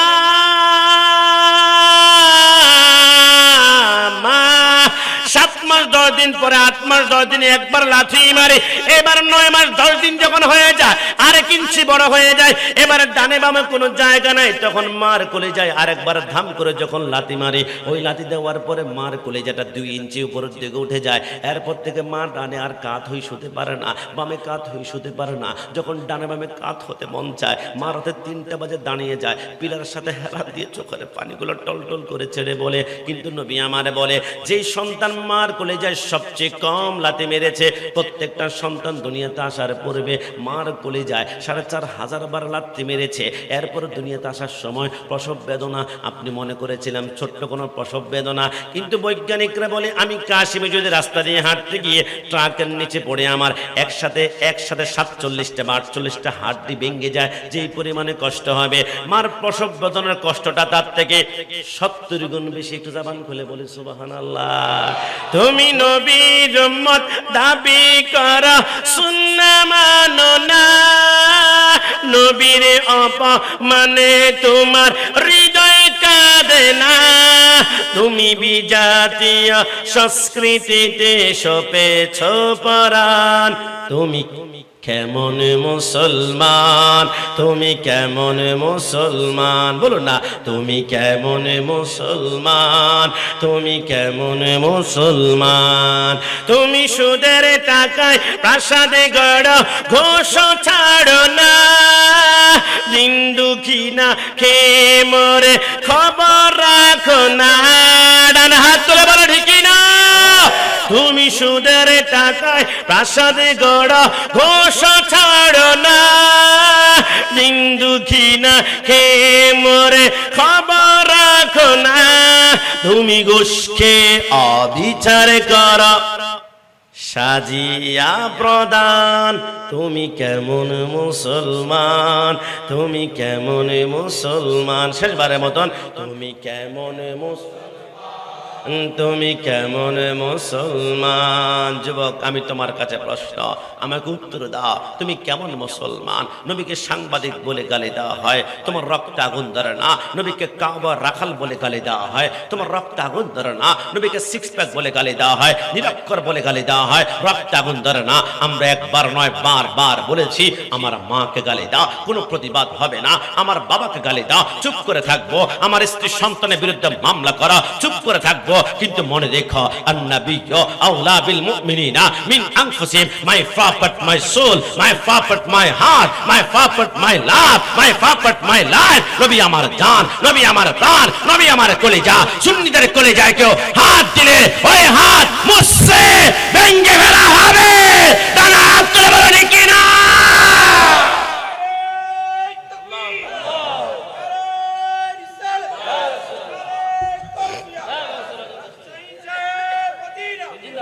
সুন্নিরা সব জায়গা ছাড় দিতে পারে, কিন্তু নবীর প্রেমের ক্ষেত্রে কখনো ছাড় দিতে পারে। আমি কিছুদিন পূর্বে ব্রাহ্মণবাড়িয়া আখাউড়া প্রোগ্রামে গিয়েছিলাম। গাড়ি থেকে নামার পরে ছোট্ট একটা বাচ্চা বলে, গোলাম রাব্বানী কাশিমি হুজুর গরম সুন্নি। আমি বললাম, বাচ্চো এদের মা যাই, এদিকে আসো। ছেলেটা কাঁপতে শুরু করলো। আমি বললাম, না তোমাকে মারবো না, ছোটদের কি স্নেহ করা রসুলের সুন্নত আমার জানা আছে, আমরা সুন্নি তো। বলে, হুজুর কেন ডেকেছেন? আমি বললাম, আজকে থেকে ডায়েরি করো, নোট করো, লিখে রাখো, সুন্নি কখনো নরম হয় না। সুন্নি মানে হচ্ছে গরম, সুন্নি মানে হচ্ছে গরম। আমার মাকে গালি দাও, আমি নরম। আমার বাবাকে গালি দাও, আমি নরম। আমার স্ত্রীকে গালি দাও, আমি নরম। কিন্তু নবীর বিরুদ্ধে একবার জিহ্বা নাড়ায় দেখো, সুন্নিদের মতো গরম কেউ হতেই পারে না। কথা বলো ঠিক না? এই জন্য আমরা বলি, ভালো যদি বাঁচতে হয়, এটা বলি ওমটা বাড়িয়ে বলি, ভালো যদি বাঁচতে হয়, দেখে দেখে দুই হাত তুলে বলুন তো, ভালো যদি বাঁচতে হয়। আসলে কি সত্যিকার নবীকে ভালোবাসতে চায়? তাহলে আমি মনে ভুল দেখেছিলাম। আমি গত বছর প্রোগ্রামে গিয়েছিলাম ঢাকা কেরানীগঞ্জে, রাত 3টা বাজে। শাপলা চত্বর পার হওয়ার সময় একজন যুবক হাতের মধ্যে মদের বোতল নিয়ে মতলামি করছে, মদ পান করছে। আমি গাড়ি থেকে নেমে জিজ্ঞেস করলাম, সিম্পেথি সহানুভূতি কাজ করেছে, এনি প্রবলেম, কোনো সমস্যা? আমাকে বলে, হুজুর একটা মেয়ের সাথে আমার প্রেমের সম্পর্ক ছিল, ব্রেকআপ করেছে, ধোঁকাবাজি করেছে। তাই টেলিভিশনের পর্দা দেখেছি, কোনো মেয়ে যখন ছেলেকে ব্রেকআপ করে তখন নাকি হাতের মধ্যে মদের বোতল নিয়ে মদ পান করলে কিছুটা হৃদয়ে শান্তি পাওয়া যায়, মাতলামি করলে। আমি বললাম, কষ্ট নিও না, তুমিও প্রেম করছো আর আমি গোলাম রাব্বানী কাশিমিও প্রেম করছি। হুজুর আপনি আবার প্রেম করছেন? আমি বললাম, হ্যাঁ, তোমার প্রেম তোমাকে অশান্তির সাগরে ডুবিয়ে ডুবিয়ে মারছে, কিন্তু আমি যার সাথে প্রেম করছি রহমতের ধোলা দিয়ে আমাকে এখনো বাঁচিয়ে রেখেছে। বলে, বুঝলাম না। আমি বললাম, তুমি যার সাথে প্রেম করেছ প্রতারণা করেছে, কিন্তু আমি যার সাথে প্রেম করি 1,000,000% দায়িত্ব নিয়ে বললাম, তিনি জীবনে প্রতারিত করবেন না, ধোঁকা দিবেন না, ছাড়বেন না। আমি যার সাথে প্রেম করি আমি দায়িত্ব নিয়ে বললাম, আমার মা ছাড়বে, তিনি আমাকে ছাড়বে না। আমি যার সাথে প্রেম করি আমার বাবা ছাড়বে, তিনি আমাকে ছাড়বে না। আমি যার সাথে প্রেম করি আমার স্ত্রী সন্তান বাড়ি গাড়ি ব্যাংক ব্যালেন্সের দলিল নিয়ে পালিয়ে যাবে, কিন্তু তিনি আমার থেকে ছাড়বেন না। বলে, হুজুর কে? আমি বললাম, একটু অপেক্ষা করো। আমি যার সাথে প্রেম করি আমি মৃত্যুবরণ করার পরে 3.5 হাত কবরের ভিতরে ঢুকাই দেবে। আমার ডানে মাটি, আমার বামে মাটি, আমার সামনে মাটি, আমার উপরে মাটি, আমার নিচে মাটি, অন্ধকার। আমি যাদেরকে আপন মনে করেছিলাম, এরা বলে না দক্ষিণ পাশে মাটি কম পড়েছে, আরো মাটি দে, উত্তর পাশে মাটি কম পড়েছে, আরো মাটি দে, আরো শক্ত করে হিলা। এমন ভাবে মাটি হিলাবে আমার কবরটা কিছুক্ষণের ভিতরে অন্ধকার হয়ে যাবে, নাই কোনো লাইট, নাই কোনো ফ্যান। যাদেরকে আপন মনে করেছিলাম একবারও তারা আমার দিকে তাকায় না। কবর দেওয়ার পরে হু হু করে তারা হেঁটে চলে যায়। মাকে আপন মনে করেছিলাম, মা তাকায় না, স্ত্রী তাকায় না, সন্তান তাকায় না, বাবা তাকায় না। কিন্তু আমি কাশিমিটাকে ভালোবাসি। ওই অন্ধকারের কবরে তিনি আমাকে ছাড়বেন না, তিনি আমাকে সারা দিবেন যতক্ষণ না পর্যন্ত জাহান্নাম থেকে মুক্ত লাভ না করি তিনি ছাড়বেন না। ইনি হচ্ছেন সুন্নিদের কলেজা মদিনাওয়ালা নবী। ভালো যদি বাঁচতে হয়, বলো না, ভালো যদি বাঁচতে হয় না। তুমি আমাকে প্রশ্ন করতে পারো, হুজুর আমি যার প্রেমে পড়েছি আপনি হুজুর কষ্ট নেবেন না। আমি যদি জিজ্ঞেস করি তুই কেন প্রেমে পড়লি, আমাকে বলবে তার ডাগর ডাগরের চোখ আমাকে পাগল করেছে, তার বড্ড মায়াবী চেহারা সুন্দর, কষ্ট নিবেন না। চোখ আর চেহারা প্রেমে পড়েছ, আগামীকাল সকালবেলায় কেউ যদি চোখ এবং চেহারার মধ্যে এসিড মেরে দেয়, চোখ আর চেহারা নষ্ট, তোমার ভালোবাসায় 1 মিনিটে নষ্ট হয়ে যাবে। কিন্তু আমি কাশিমি চর খিজুরপুরে আমার আশেকরা, খাজা গরিব নওয়াজ ঐক্য সংগঠনের ভাইয়েরা, আমরা এমন একজন নবীর প্রেমে পড়েছি যারা চোখ আমরা জীবনে দেখি নাই, হাত দেখি নাই, ঠোঁট দেখি নাই, আমরা শুধু শুনেছি তলা আল বাদরু আলাইনা, নবী আমার পূর্ণিমার চাঁদের চাইতে সুন্দর। আমরা শুধু শুনেছি হোসনে ইউসুফ পে কাটি মিসরে মে আঙ্গাসতে জানা। ইউসুফ আলাইহিস সালামের রূপ লাবণ্য দেখে মিশর রমণীরা আঙ্গুল কাটতে কাটতে কবজি কেটেছে, কবজি কাটতে কাটতে কাটতে কোনই পর্যন্ত কেটেছে। মায়েশা সিদ্দিকা বলে ওই মুহূর্তে ইউসুফ পয়গম্বরকে না দেখে ওরা যদি আমার রাহমাতুল্লিল আলামিনকে এক নজরে দেখতো, রমণীরা তাদের কলিজা কেটে টুকরা টুকরা করে কিমা বানিয়ে ফেলতো, যারা পরিমাণ টের পেত না। আমরা তো বারবার বলেছি আমার নবীর বিরুদ্ধে কেউ যদি কটূক্তি করে, নবীকে গালাগালি করে, আমরা প্রয়োজনে আমরা পটিয়া রাস্তার মধ্যে বলখালি রাস্তার মধ্যে নামে আমরা মুখ পুলিয়ে রাস্তা অবরুদ্ধ হয়ে বিক্ষোভ হবে, র‍্যাব আসবে, পুলিশ আসবে, বিডিআর আসবে, 147 দ্বারা গুলি করা হবে। মনে রেখো 147 দ্বারা গুলি করে সুন্নিদের কলেজা 3 টুকরা করতে পারবা, কিন্তু কলেজা থেকে ইয়া রাসূলুল্লাহ স্লোগান কোন বাপের বেটা বন্ধ করতে পারবে না। জানা হাত তুলে বলো কি না? ভালো যদি বাঁচতে হয়, শেষবারের মতন বলুন না, ভালো যদি বাঁচতে হয় তুমি আমাকে এখন বলতে পারো আমি যার প্রেমে পড়েছি ওর তো চেহারা বড্ড সুন্দর, দেখি নবীর চেহারা কেমন একটু বলুন। একবার প্রেম লেগে গেলে ফিদাকা আবি ওয়া উম্মি ওয়া রূহি ওয়া জাসাদি জীবন কুরবান করব। মায়েশা সিদ্দিকা রাদিয়াল্লাহু তাআলা আনহা প্রশ্ন করেছিল, নবী আপনি সুন্দর নাকি ইউসুফ নবী সুন্দর? আপনি কি মনে করেছেন নবী আমার বলবে আমি সুন্দর? 63 বছর জিন্দেগিতে নবী কোনোদিন আমি বলে নাই। আমির ভিতরে আমিত্ব আছে, অহংকার আছে, কিন্তু আমাদের এলাকায় অনেকে আছে আমি চেয়ারম্যান, আমি মেম্বার, আমি এমপি, আমি মন্ত্রী, আমি কোটিপতি, আমি নেতা। কথা বলিস না, 14 শিখের ভিতরে ঢুকাই ফেলবো। আমি বলতে বলতে বুক ফুলবে, সেইটা করবেন ওই সেইটার দাম যারা পরিমাণ রবের কাছে নাই।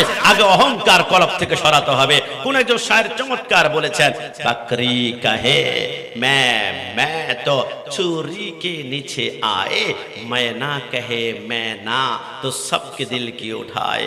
बकरी माने ছাগল, ছাগল কি বলে? আমি সব আমার আল্লাহ বলে কিরে ছাগল বেশি বেশি আমি করছিস তো, তোকে আমি আল্লাহ ছুরির নিচে ঢুকাই দিলাম। কোরবানি করো, ছাগলকে জবাই করো, আকিকা ছাগলকে জবাই করো, ফাতিহা ছাগলকে জবাই করো। কিন্তু ময়না পাখি কি বলে? না আমি কিছুই না। আমার আল্লাহ বলে কিরে ময়না যখন নিজেকে বললো কিছুই না, নগণ্য করেছে, ময়নাকে এত দাম বাড়ালাম। একটা ময়না পাখির দাম 15, 20, 25,000 টাকা। একটা ছাগল জবাই করে 40 ভাগ করলো, 1 ভাগের গোশত কিন্তু ময়না পাখির গায়ের মধ্যে নাই। এরপরে ময়না পাখি কিনে আমরা সরবি কলা খাওয়াই, আপেল খাওয়াই, নাশপাতি খাওয়াই। কিরে ময়না তোর প্রতি এত মানুষের মহব্বত কেন? ময়না বলে আমি যে বলেছিলাম না আমি কিছুই না। আমি যখন নিজেকে নগণ্য করে দিয়েছি, প্রত্যেকটা মানুষের হৃদয়ে আল্লাহ আমার জন্য মহব্বত বাড়িয়ে দিয়েছে। একটু জবান খুলে বলে সুবহানাল্লাহ। আগামীকাল বলেই দেখুন না, আমি কোটিপতি না, আল্লাহ একটু সম্পদের মালিক বানিয়েছে, আমি নেতা না, আল্লাহ আমাদের মতো সাধারণ মানুষ। আপনি যখন নিজেকে যত ডাউন করবেন, উপর উঠানোর দায়িত্ব আল্লাহ কুদরতি হাতেই নিবে। একটু জবান খুলে বলে সুবহানাল্লাহ। মায়েশা সিদ্দিকা বলেছিল, নবী আপনি সুন্দর নাকি ইউসুফ নবী সুন্দর? নবী আমার মুস্কি এসে বলেছিল, জামালি মিসলুল মিলহে, আয়েশা আমার সৌন্দর্য হচ্ছে লবণের মতো। রাসূল সৌন্দর্য আবার লবণের মতো কেমনে হয়? নবী আমার বলে, শুনো, মনে করুন আপনাদের এলাকায় একজন কোটিপতি আছে, 10 লক্ষ টাকা খরচ করে একটা মেজবানি করবেন। দুবাই থেকে মশলা এনেছেন, ওমান থেকে ঘি এনেছেন, ইন্ডিয়া থেকে বাসমতি চাল এনে রাত 3টা বাজে বাউচ্ছে রান্না শুরু করলো। গরম তেলের মধ্যে যখন দুবাইয়ের মশলা ছেড়ে দিল, মো মো করে সুগ্রান বের হলো, ফ্লেভার বের হলো। ফজর নামাজ পড়তে সে মুসল্লিরা বলো, ওয়াও, যে পরিমাণে ফ্লেভার, 2-3 প্লেট তো খাবোই আজকে, মেজবানি দারুণ হবে। কিন্তু সকাল 8টা বাজে রান্নার শেষ প্রান্তে এসে বাউচ্চি চিন্তা করলো, লক্ষ লক্ষ টাকা দামের মশলা দিয়েছি, লবণ 1 কেজি 40, 2 কেজি 80, 3 কেজি 120, 100 টাকার লবণ না দিলে কি বা হবে, বাদ দে, লবণটা দিলাম না। খাবারের টেবিলে বসা পর্যন্ত বলবে মানুষ নিঃশ্বাস টানবে, ওয়াও, যেই পরিমাণে গ্রান, আজকে খাবো 2 প্লেট, 3 প্লেট, 4 প্লেট, 5 প্লেট। কিন্তু লোকমা মুখে দেওয়ার পরে চোখ লাল করে ফেলবে, কিরে কি হয়েছে? বলে কি, খাবারে কোনো স্বাদ পাই না, খাবারে লবণ দেওয়া হয় না। নবী আমার বলে, খাবারে লবণ না দিলে খাবারে যেমন স্বাদ পাওয়া যায় না, আমি রাসূলের নূর যদি ইউসুফের ভিতরে না ঢুকতো, ইউসুফকে জিন্দেগিতে কেউ কোনোদিন সুন্দর বলতো না। আমি রাসূলের নূর যদি সূর্যের ভিতরে না ঢুকতো, সূর্যকে সুন্দর বলতো না। আমি রাসূলের নূর যদি চন্দ্রের ভিতরে না ঢুকতো, চন্দ্রকে সুন্দর বলতো না। আমি রাসূলের নূর যদি গোলাপ ফুলের ভিতরে না ঢুকতো, গোলাপ ফুলকে সুন্দর বলতো না। আমি রাসূলের নূর যদি কক্সবাজার সমুদ্র সৈকতের ঢেউর ভিতরে না ঢুকতো, কেউ ওয়াও ফ্যান্টাস্টিক বলতো না। আমি রাসূলের নূর যদি শ্রীমঙ্গলের চা বাগানে না ঢুকতো, কেউ সুন্দর বলতো না। আজকে থেকে মনে রাখবা, দুনিয়ার যে কোনো দৃশ্য দেখে যদি মনে হয় ওয়াও ফ্যান্টাস্টিক, এত সুন্দর কেমনে হতে পারে, খোদার কসম প্রত্যেকটা সুন্দর দৃশ্যের ভিতরে মদিনাওয়ালার একটা নূরের ঝলক আমার আল্লাহ লাগিয়েছেন, তো লাগিয়েছেন। একটু জবান খুলে বলে সুবহান। ভালো যদি বাঁচতে হয়, জবান খুলে ভালো যদি বাঁচতে হয়, মাল্লা মদিনাওয়ালার গোলামিতে মৃত্যুর আগ পর্যন্ত কবুল করুন। সবাই জবান খুলে বলি আমি। আদম শফিউল্লাহকে তৈরি করার জন্য জমিনের মাটি আল্লাহ জান্নাতে নিয়েছেন, আর আমার নবীকে সৃষ্টি করার জন্য আমার আল্লাহ গোটা জান্নাতটা সোনার মদিনায় রাসূলুল্লাহর কদমের কাছে নিয়ে এসেছেন। জোরে বলে সুবহানাল্লাহ। আপনি কোন নবীর কথা বলছি জানেন? আমরা, আমার আল্লাহ বলে, হে সমস্ত ফেরেশতারা, আদমকে সম্মান করা, তোমরা সবাই সিজদা করো। ফেরেশতারা সিজদা করেছে। আল্লাহ বলে সিজদা হচ্ছে কিছুক্ষণ জন্য, সিজদা দিয়েছে, তাসবিহ পড়েছে, আবার উঠেছে। কিন্তু আমার বন্ধু সম্মান কি জানো? সাল্লু আলাইহি ওয়া সাল্লিমু তাসলিমা। সিজদা কিছুক্ষণ পরে শেষ হয়ে যায়, কিন্তু দুরূদ শরীফ কিয়ামত পর্যন্ত চলতে থাকবে। আর এখানে শেষ নয়। আমার আল্লাহ বলে সিজদা দিয়েছে ফেরেশতারা, আমি আল্লাহ সেখানে শামিল ছিলাম না, কিন্তু বন্ধুর উপরে দুরূদ শরীফ যখন পড়লো, ফেরেশতারা তোমরা পড়ো, আমিও তোমাদের সাথে পড়তে লাগলাম। একটু জবান খুলে বলে সুবহানাল্লাহ।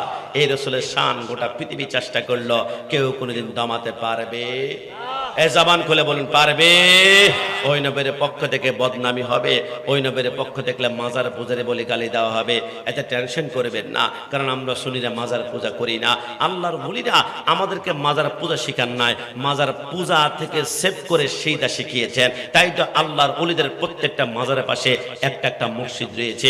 শাহজালাল মাজারের পাশে মসজিদ আছে, শাহপুরার মাজারের পাশে মসজিদ আছে, খুলনা খানজার আলী মাজারের পাশে মসজিদ আছে, রাজশাহী শাহ মাকদুম রূপসী বাংলার মাজারের পাশে মসজিদ আছে, আমানত শাহ, গরিবুল্লাহ শাহ, মিসকিন শাহর মাজারের পাশে মসজিদ আছে, শেরে বাংলা রহমতুল্লাহ মাজারের পাশে মসজিদ আছে, গাউসে মজবন্ডারের মাজারের পাশে মসজিদ আছে, শাহী শাহ সিরকুটের মাজারের পাশে মসজিদ আছে, মালিক শাহ কুতুবী, মুহসিন আউলিয়া, খাজা গরিব নওয়াজ প্রত্যেকের মাজারের পাশে মসজিদ আছে। আল্লাহর ওলিরা আমাদেরকে পূজা শিখায় না, আল্লাহর ওলিরা সেইটা শেখানোর জন্য এসেছে। আল্লাহর ওলিদের বক্তব্য জিয়ারত হবে মাজারে, আর সেইটা হবে মসজিদে। ডানা হাত তুলে বলো ঠিক কিনা? কিছুদিন পূর্বে প্রোগ্রামে গিয়েছিলাম সিরাজগঞ্জ, যমুনা সেতু পার হওয়ার পরে আমাকে বললো, হুজুর মাজার ব্যবসা কেমন চলছে? আমি বললাম, কেন এই কথা বললা? বলে, সব মাজার কেবল রাস্তার পাশে সিএনজির টাকার ধান্দা, বাসের টাকার ধান্দা, হাইসের টাকার ধান্দা। আমি বললাম, মুখ সামলায় কথা বলো, প্রত্যেকটা মাজার রাস্তার পাশে নয়, আমি প্রমাণ করব প্রত্যেকটা রাস্তা হচ্ছে মাজারের পাশে। বলে, হুজুর বুঝলাম না। আমি বললাম, চট্টগ্রাম গরিবুল্লাহ শাহর মাজার গিয়েছ? বলে, গিয়েছি। বলো, মাজারটা কি পাহাড়ের উপরে নাকি সমতলে? বলে, হুজুর পাহাড়ের উপরে। তো পাহাড়ের উপরে কখন রাজপথ হতে শুনেছ? বলে শুনি নাই। তো কেমন হয়েছে তোমাকে গল্পটা আমি শোনাই। যখন আল্লাহর বলি গরিবুল্লাহ সাহেব পাহাড়ে রিয়াজত করতেন, ধ্যান করতেন, মোরাকাবা, মুশাহাদা, কারণ দুনিয়ার রাজপথে নেমে ইবাদত করলে রাজনীতি আছে, মারামারি আছে, দ্বন্দ্ব সংঘাত আছে, কিন্তু জঙ্গলে গেলে সেখানে শুধু ইল্লাল্লাহ, সুবহানাল্লাহ, আল্লাহু আকবার, সেখানে জিকির করতে করতে ফানা বিল্লাহ হয়েছে। যখন গরিবুল্লাহ সাহেব রাহমাতুল্লাহ আলাইহি পাহাড়ে পর্দাগমন করলেন, তিনার মাজার হলো, লক্ষ লক্ষ মানুষ সেই পাহাড়ে জিয়ারত করার জন্য আপ ডাউন করতে লাগলো। আপ ডাউন করতে করতে পাহাড়ের ভিতরে লতা পাতা সরে গিয়ে চিকন একটা রাস্তা হয়ে গেল। আশেপাশের মানুষ থেকে চিন্তা করলো সিএনজি থেকে নিউ মার্কেট থেকে আমরা যাব। সিএনজি আপ ডাউন করতে করতে রাস্তা আরেকটু মোটা হয়ে গেল। বোয়ালখালী থেকে চিন্তা করলো আমরা হাইস গাড়ি নিয়ে যাব। হাইস আপ ডাউন করতে করতে রাস্তা আরেকটু মোটা হয়ে গেল। সরকার চিন্তা করলো যেই পরিমাণে মানুষ আল্লাহর ওলির কদমে আসে, সব মানুষের জনগণের খেদমত করা দায়িত্ব, একটা চিকন রাস্তা বানিয়ে দিলাম। এবার চিন্তা করলো রংপুর, জামালপুর, দিনাজপুর, এরা চিন্তা করলো না সিএনজি এর হাইস দিয়ে হবে না, এবার বড় বড় বাস লাগবে। বড় বড় বাস নিয়ে এবার তারা এবার জিয়ারত করতে শুরু করলো।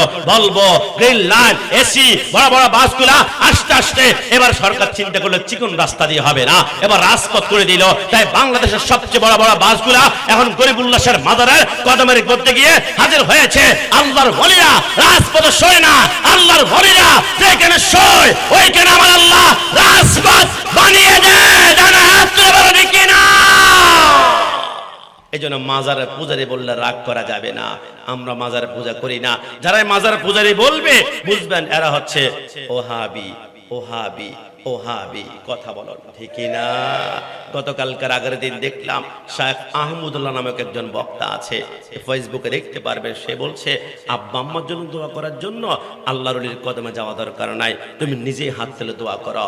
খবরদার, মনে রাখবেন আপনি জবান আর আল্লাহর ওলির জবানের ভিতরে হাজার গুণ পার্থক্য আছে।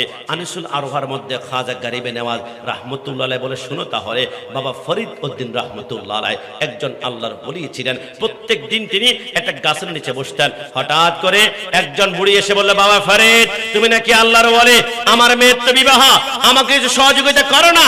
বাবা ফরিদের কাছে যখন বুড়িটা গেল, বাবা ফরিদ বলল, বুড়ি আম্মা জান ওইখানে 3টা মাটির ঢিলা দেখা যাচ্ছে, এইখানে নিয়ে আসো। 3টা মাটির ঢিলা যখন নিয়ে আসলো বাবা ফরিদ এবার বলল, তোমার ওড়নার কোণার মধ্যে পেঁচিয়ে রাখো। পেঁচিয়ে রাখার পরে বাবা ফরিদ সেই 3টা মাটির ঢিলার সামনে গিয়ে 3বার সূরা ফাতিহা পড়ে ফু দিলেন। ফু দেওয়ার পরে বললেন, আম্মা জান এখন খুলবেন না, ঘরে গিয়ে খুলবেন। ঘরে গিয়ে বুড়ি বলে আমি খুলে দেখি 3টা মাটির ঢিলা 3টা স্বর্ণের টুকরা হয়ে আছে। একটু জবান খুলে বলে সুবহানাল্লাহ। এবার বুড়ি বলে, কি রে? 3বার সূরা ফাতিহা পড়ে ফু দিলে স্বর্ণের টুকরা হয়ে যায় মাটি। সূত্র তো এখন আমি নিজেই শিখে ফেলেছি। এবার বুড়ি এবার নিজ হাতে 150 মাটির ঢিলা বানিয়েছে। বানানোর পরে দরজা বন্ধ, জানালা বন্ধ। এবার সূরা ফাতিহা 3বার পড়ে ফু দেয়, মাটি মাটি স্বর্ণ হয় না। 300 বার পড়ে ফু দেয়, মাটি মাটি স্বর্ণ হয় না। এবার 3000 পরে ফু দেয়, মাটি মাটি স্বর্ণ হয় না। বুড়ির মাথার মেজাজ গরম হয়ে গেল। বাবা ফরিদ তুমি 3বার সূরা ফাতিহা পড়ে ফু দিয়েছ, মাটি স্বর্ণ হয়ে যায়, আমি 3000 বার পড়লাম, স্বর্ণ কেন হয় না? বাবা ফরিদ বলে, সূরা ফাতিহা তো পাবা, কিন্তু বাবা ফরিদের জবান তুমি কোথায় পাবা? একটু জবান খুলে বলে সুবহানাল্লাহ। আমি কাশিমীকে পাবা, কিন্তু আমার অক্ষর জবান তুমি কোথায় পাবা? আমি কাশিমকে পাবা, গাউসে মাঝবান্ডারের জবান তুমি কোথায় পাবা? আমি কাশিমকে পাবা, শাইন শাইন সিরকুটের জবান তোমরা কোথায় পাবা? কারণ আমাদের জবান দিয়ে মিথ্যা বলি, হারাম খায়, গীবত করে, আল্লাহ কবুল করতে লেট করে। কিন্তু আল্লাহর ওলিরা যখন চায়, আমার আল্লাহ বলে তারা তো আমার বন্ধু, বন্ধুত্বের খাতিরে 6 মাস লাগবে না, 6 সেকেন্ডে তোমার দরখাস্ত আমি আল্লাহ কবুল করে ফেললাম। একটু জবান খুলে বলো সুবহানাল্লাহ। এই জন্য 4টা জিনিস মনে রাখবেন, ইবাদত হবে আল্লাহর, মুহাব্বত রাসূলুল্লাহর, খেদমত মা বাবার, সোহবত নেসবত হচ্ছে আল্লাহর ওলির। সর্বশেষ একটা তথ্য আপনাদেরকে একটু জানিয়ে শেষ করে দিচ্ছি। আজকে থেকে যদি আপনার জমানের প্রত্যেকটা দোয়া আল্লাহ কবুল করুক আপনি চান, তাহলে অবশ্যই অবশ্যই 2টা জিনিস থেকে জিহ্বাকে হেফাজত রাখতে হবে। যা চাইবেন আল্লাহ তাই দিবে।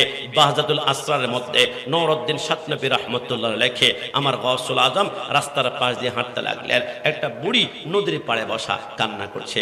আমার গাউসুল আজম বলে, মা কেন কান্না করছেন? বলে, আজ থেকে 12 বছর আগে আমার সন্তান বিবাহ করে নদী পাড়ি দিয়ে আসার সময় নদীর মধ্যখানে জ্বরের কবলে পড়ে মৃত্যুবরণ করেছে। গাউসুল আজম বলে, এখন যদি 12 বছর আগে সন্তান জীবিত হয়ে আসে কেমন লাগবে? বুড়ি বলে সম্ভব নয়। 12 বছর আগে যেদিন মৃত্যুবরণ করেছে তার 3-4 দিন পরেই তো তার শরীরটা পচে গিয়েছে, মাছের ঠুকরি ঠুকরি খেয়ে ফেলেছে। ওই মাছটা 1 মাস পরে বড় হওয়ার পরে কোন জালের ভিতরে হয়তো বা গ্যাস ধরা খেয়েছে। ওই মাছটা বোয়ালখালী হয়তো বা চট্টগ্রামের কোনো বড় বাজারে বিক্রি হয়েছে। বিক্রি হওয়ার পরে অনেকে সুন্দর করে ফ্রেশ করে টমেটো দিয়ে ঝোল করে রান্না করেছে। রান্না করার খাওয়ার পরে 3-4 ঘন্টা পরে পায়খানা করেছে। ওই পায়খানা কোনো জানোয়ার খেয়েছে, ওই জানোয়ারকে আরেকটা জানোয়ার খেয়েছে, ওইটাকে আরেকটা জানোয়ার খেয়েছে। এত বছর পরে প্রথম মাছ খেয়েছে, মাছকে মানুষ খেয়েছে, মানুষের পায়খানা মলমূত্র আরেকজন জানোয়ার খেয়েছে, জানোয়ারটা আরেকটা জানোয়ার। সন্তান কেমনে ফিরে আসবা? গাউসুল আজম বান্ড হাত তুলে বলে, আল্লাহ আমি যদি তোমার বন্ধু হয়ে থাকি, বন্ধুত্বের খাতিরে মরা সন্তানকে জীবিত করে দাও।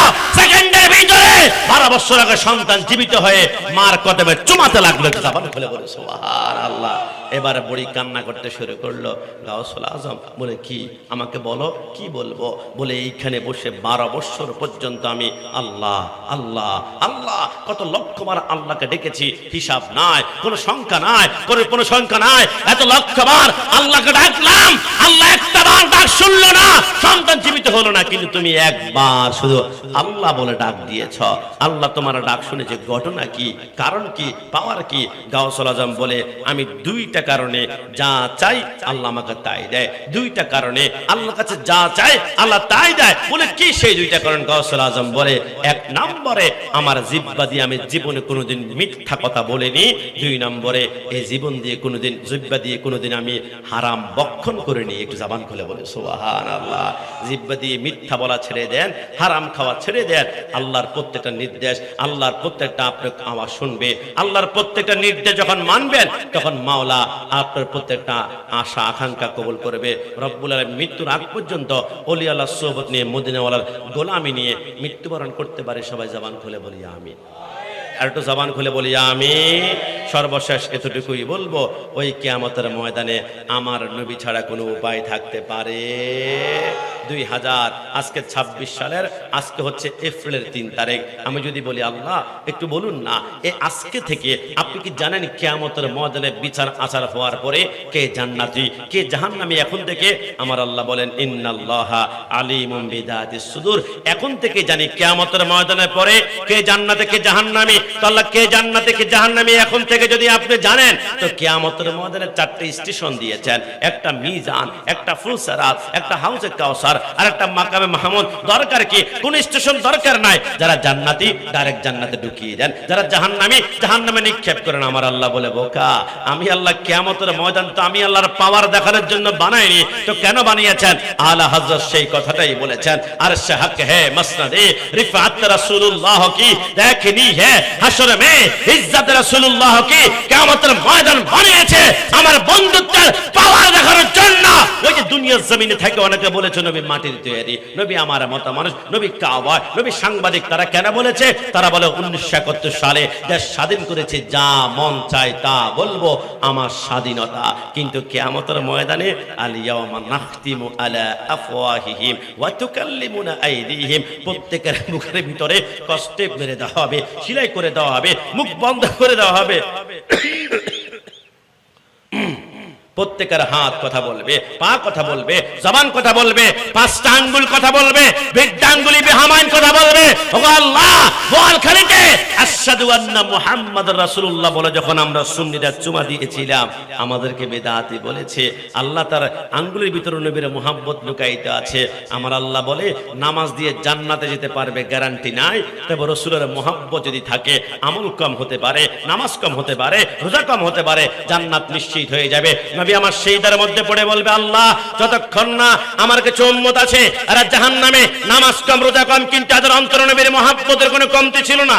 আমার আল্লাহ বলে, বন্ধু এদেরকে আপনি চিনবেন, আপনি যান এদেরকে ডান হাত ধরে ধরে আপনি জান্নাত থেকে জাহান্নামে, জাহান্নাম থেকে জান্নাতে নিয়ে যান। আমার আল্লাহ এই যে কথা বললে, আমার সরকারে মদিনা শানে হাবিবুর রহমানের মধ্যে মুফতি আহমদ খান নেই মিলে নবী আমার বলে, ওগো আল্লাহ আমি কেন যাব? ফেরেশতা পাঠালেই তো হয়। আমার আল্লাহ বলে, না, ফেরেশতারা যদি জাহান্নাম জাহান্নাম থেকে জান্নাতে নেওয়ার পরে যদি জিজ্ঞেস করে তোমাকে জাহান্নাম থেকে জান্নাতে কে এনেছে, সে বলবে আমাকে ফেরেশতা এনেছে। ফেরেশতার নাম শুনলে আমি শান্তি পাই না, হয়তোবা আমি আল্লাহর নাম বলবে আমার কুদরতি কলা ঠান্ডা হয় না। নবী যখন আপনি তার চেহারা চিনবেন, কান্নামা আনজুরু ইলা কাফি হাজি, কারণ বোয়ালখালীতে বসে কে মুহাম্মদের কথা বলেছিল আপনি 14 পুরুষ পর্যন্ত তাকে চিনেন, কারণ আপনি রাসূল তো तमाम দুনিয়াকে হাতের মাতালুর মতো দেখতে পান। একটু জবান খুলে বলি সুবহানাল্লাহ। আপনি যখন জাহান্নাম থেকে জান্নাতে নেবেন, যদি প্রশ্ন করা হয় তোমাকে জাহান্নাম থেকে জান্নাতে কে নিয়েছে, যখন বলবে মুহাম্মদুর রাসূলুল্লাহ সাল্লাল্লাহু আলাইহি ওয়াসাল্লাম, নবী আপনার নাম বললে আমার কুদরতি কলিজা ঠান্ডা হয়ে যাবে। একটু জবান খুলে বলি সুবহানাল্লাহ। নাজমুল উয়ুনি ইসমু মুহাম্মদ নূরুল কুলুবি ইসমু Muhammad star of my eyes name of Muhammad light of my heart is name of Muhammad आँखों का तारा नामे मोहम्मद दिल का उजाला नामे मोहम्मद चोखेर मणि नबीजिर नाम हृदयर आलो नबीजिर नाम चोखेर मणि नबीजिर नाम हृदय आलो नबीजिर नाम आँखों का तारा नामे मोहम्मद दिल का उजाला नामे मोहम्मद यसअलु मौला मा कदमता when Allah ask you what have you brought here, पूछेगा मौला है लाया क्या क्या, खुदा जानते চাইবে কি নিয়ে এসেছ, আমি বলিব নবীজির নাম, আমি বলিব নবীজির ওই নাম। কাতরা কাতরা সে বাহার বান গয়া, এক ফোঁটা থেকে সাগর থেকে সমুদ্র হয়ে যায়। আপনারা একটু একটু করে সহযোগিতা করেছেন বিদায় খাজা গরিব নজর রহমতুল্লাহ ঐক্য সংগঠনের ভাইরা লক্ষ টাকা খরচ করে মাহফিলটা আয়োজন করতে পেরেছেন। তবে মাহফিল থেকে যাওয়ার পরে সবসময় মনে রাখবেন রব্বুল আলামিন রহমান মেহেরবান, যা গুনাহ করেছি তুবু ইলাল্লাহি তাওবাতান নাসুহা, যাতে করে আল্লাহ জিন্দেগির গুনাহগুলো মাফ করে দাও। কারণ আল্লাহ এমন এক প্রভু, হাম তো মাইল বি করম হে কোই সাইল হে নেহি, রাখ দেখলা কেসে রাখ আর ওয়া মঞ্জিল হে নেহি। দুনিয়ার মন্ত্রী মিনিস্টার এমপির কাছে একবার দুইবার তিনবার চলে রাগ হয়ে যায়। আমার আল্লাহ বলে আমি আল্লাহর কাছে না চাইলে, পৃথিবীতে এমন কোন বান্দা আছে যে না চাইলে রাগ হয়ে যায়, কিন্তু আমার আল্লাহ বলে আমি আল্লাহর কাছে না চাইলে আমি আল্লাহ রাগ হয়ে যায়। বান্দা আমাকে একবার ডাক দাও ইয়া আল্লাহ বলে, তোমার ডাকে আমি আল্লাহ 70 বার সাড়া প্রদান করে, জোরে বলে সুবহানাল্লাহ। আল্লাহ কত মেহেরবান। চট্টগ্রাম ইপিজেডে আমরা যদি চাকরি করি, একদিন চাকরিতে না গেলে একদিনের বেতন কাটা, 2 দিন না গেলে 2 দিনের বেতন কাটা, 3 দিন না গেলে 3 দিনের বেতন কাটা। আল্লাহ যদি বলে দুনিয়ার সামান্য মালিক একদিন না গেলে বেতন কেটে ফেলে, তো ফজরের নামাজ পড়স নাই, শাস্তি হিসাবে 2 মিনিট তোর অক্সিজেন বন্ধ, তুমি লাশ মরহুম, তোমার খাটিয়ারের মধ্যে সুন্দর করে আতর মেখে কবর ঢুকাই দেওয়া হবে। কিন্তু আমার আল্লাহ বলেন আমি তো রহমান, বান্দা জুলুম করে পাপ করে নির্দেশ মানে না, আমি আল্লাহ চাইলে তারা নিঃশ্বাস বন্ধ করতে পারে, কিন্তু আমি আল্লাহ যখন বান্দার উপর নারাজ হব তার চোখ কিন্তু ঠিক রাখবো। চোখের ভিতরে 1,86,000 তার আছে, একটা তার কিন্তু আমি ফুটো করে দিলে চোখটা ব্লাইন্ড হয়ে যাবে, অন্ধ হয়ে যাবে। আমি আল্লাহ এই শাস্তি দিব না। বান্দা তোমার উপর যখন আমি রাগান্বিত হব, তখন বান্দার উপর থেকে আল্লাহ একটা জিনিস উঠিয়ে নিয়ে যায়, সেটা হচ্ছে কি ওয়াল্লাযীনা ইয়াবিতুনা লিরাব্বিহিম সুজদান ওয়া কিয়ামা। এটা হচ্ছে সুজুদ। আল্লাহ যখন বান্দার উপর নারাজ হয় তখন তার ভিতর থেকে সিজদাটা উঠিয়ে নিয়ে যায়। দোস্ত, নামাজ পড়বি না, লুঙ্গিতে সমস্যা আছে, তুই যে আমি পরে আসতেছি। নামাজ পড়বি না, প্যান্টের সমস্যা আছে, তুই যে আমি পরে আসতেছি। নামাজ পড়বি না, আমার খেলাটা একটু বাকি আছে, তুই যে আমি আসতেছি। নামাজ পড়বি না, গতকাল রাতে আমি গোসল করতে পারি নাই। এই যে আপনি বারবার সিজদার কথা বললে বিরক্ত বিরক্ত বিরক্ত বিরক্ত। মনে রাখবেন, আল্লাহ নারাজ, আল্লাহ নারাজ, আল্লাহ নারাজ, আল্লাহ নারাজ। আর সিজদায় সুবহান রাব্বিল আলা 3 বার পড়েছেন, 7 মিঠে না। 5 বার পড়েছেন, 7 মিঠে না। 7 বার পড়েছেন, 7 মিঠে না। কসম খোদার, আল্লাহ রাজি, আপনি জান্নাতের পথেই হাঁটছেন। জোরে বলি সুবহানাল্লাহ। কিয়ামতের ময়দানে প্রথম প্রশ্ন কিন্তু হবে, এ আমার কথা নয়, 63 বছর জিন্দেগিতে একটা মিথ্যা কথা যিনি বলেননি তিনি হচ্ছেন মদিনাওয়ালা নবী। একটু জবান খুলে বলে সুবহানাল্লাহ। নবী আমার বলে, কিয়ামতের ময়দানে প্রথম প্রশ্নই হবে, তুমি কেন সিজদা করে নাই, নামাজ পড়ো নাই? বান্দা বলবে, আল্লাহ আমি এমপি ছিলাম, মন্ত্রী ছিলাম, বিভিন্ন রকমের সালিশ ছিল আমার কাছে, রিলিফের মাল বন্টন করেছি, ব্যস্ততার কারণে নামাজ পড়তে পারে নাই। আল্লাহ বলবে, আনতা কাজ্জাব, তুমি মিথ্যাবাদী। কেন? আমার আল্লাহ বলে, ওই ডান পাশে তাকিয়ে দেখো, চিনতে পারো মানুষটাকে কে গো? আল্লাহ। আমার আল্লাহ বলে, এর নাম সুলাইমান পয়গাম্বর। তুমি তো সামান্য বোয়ালখালীর এমপি ছিলা, পটিয়ার এমপি ছিলা, রাঙ্গুনের এমপি ছিলা, আনোয়ারের এমপি ছিলা, কিন্তু আমার সুলাইমান উত্তর থেকে দক্ষিণ, পূর্ব থেকে পশ্চিম গোটা পৃথিবীর বাদশা ছিল। তুমি শুধু মানুষের কথা বুঝতা। সুলাইমান পিপিলিকার কথা বোঝে, মাকড়সার কথা বোঝে, তেলাপোকার কথা বোঝে, ঝিঝি পোকার কথা বোঝে, পিঁপড়ার কথা বোঝে, কিন্তু এত বাদশা হওয়ার পরও একটা সিজদা কোনোদিন ছাড়ে নাই। তুমি সামান্য ক্ষমতাবান হওয়ার পর নামাজ ছেড়ে দিয়েছ, আনতা কাজ্জাব, মিথ্যাবাদী। 70,000 শিকল হাতের মধ্যে লাগায় জাহান্নামে টানতে শুরু করবে। বান্দা বলবে, আল্লাহ একটা বারের জন্য দুনিয়াতে পাঠাও, জিন্দেগিতে কোনোদিন সিজদা ছাড়বো না। আল্লাহ বলবে, খবরদার। 82 জায়গায় বলেছিলাম, আকিমুস সালাত, আকিমুস সালাত। 5 ওয়াক্ত নামাজ পড়তে সর্বোচ্চ 1 ঘন্টাই লাগবে, কিন্তু তুই 1 ঘন্টা সময় দিলে বাকি 23 ঘন্টা তো গোটা জিন্দেগি তোর পরিবার। কিন্তু না, তুমি আমি আল্লাহর প্রেম মুহাব্বত সিজদা ছেড়ে এখানে আসলে হয় না। মনে রাখবেন, আপনি আল্লাহর প্রেম, আল্লাহর ভালোবাসা যদি অন্য কেউ ভাগ করে নেয়, আল্লাহ ওই জিনিস আপনি থেকে কুরবানি করে নিয়ে যাবে। এটা বুঝেন না? আপনি মনে করেন আপনি একটা ব্যবসা করেন, আপনি ব্যবসা করছেন, হঠাৎ করে মসজিদে জোহর আজান হয়েছে, আল্লাহু আকবার।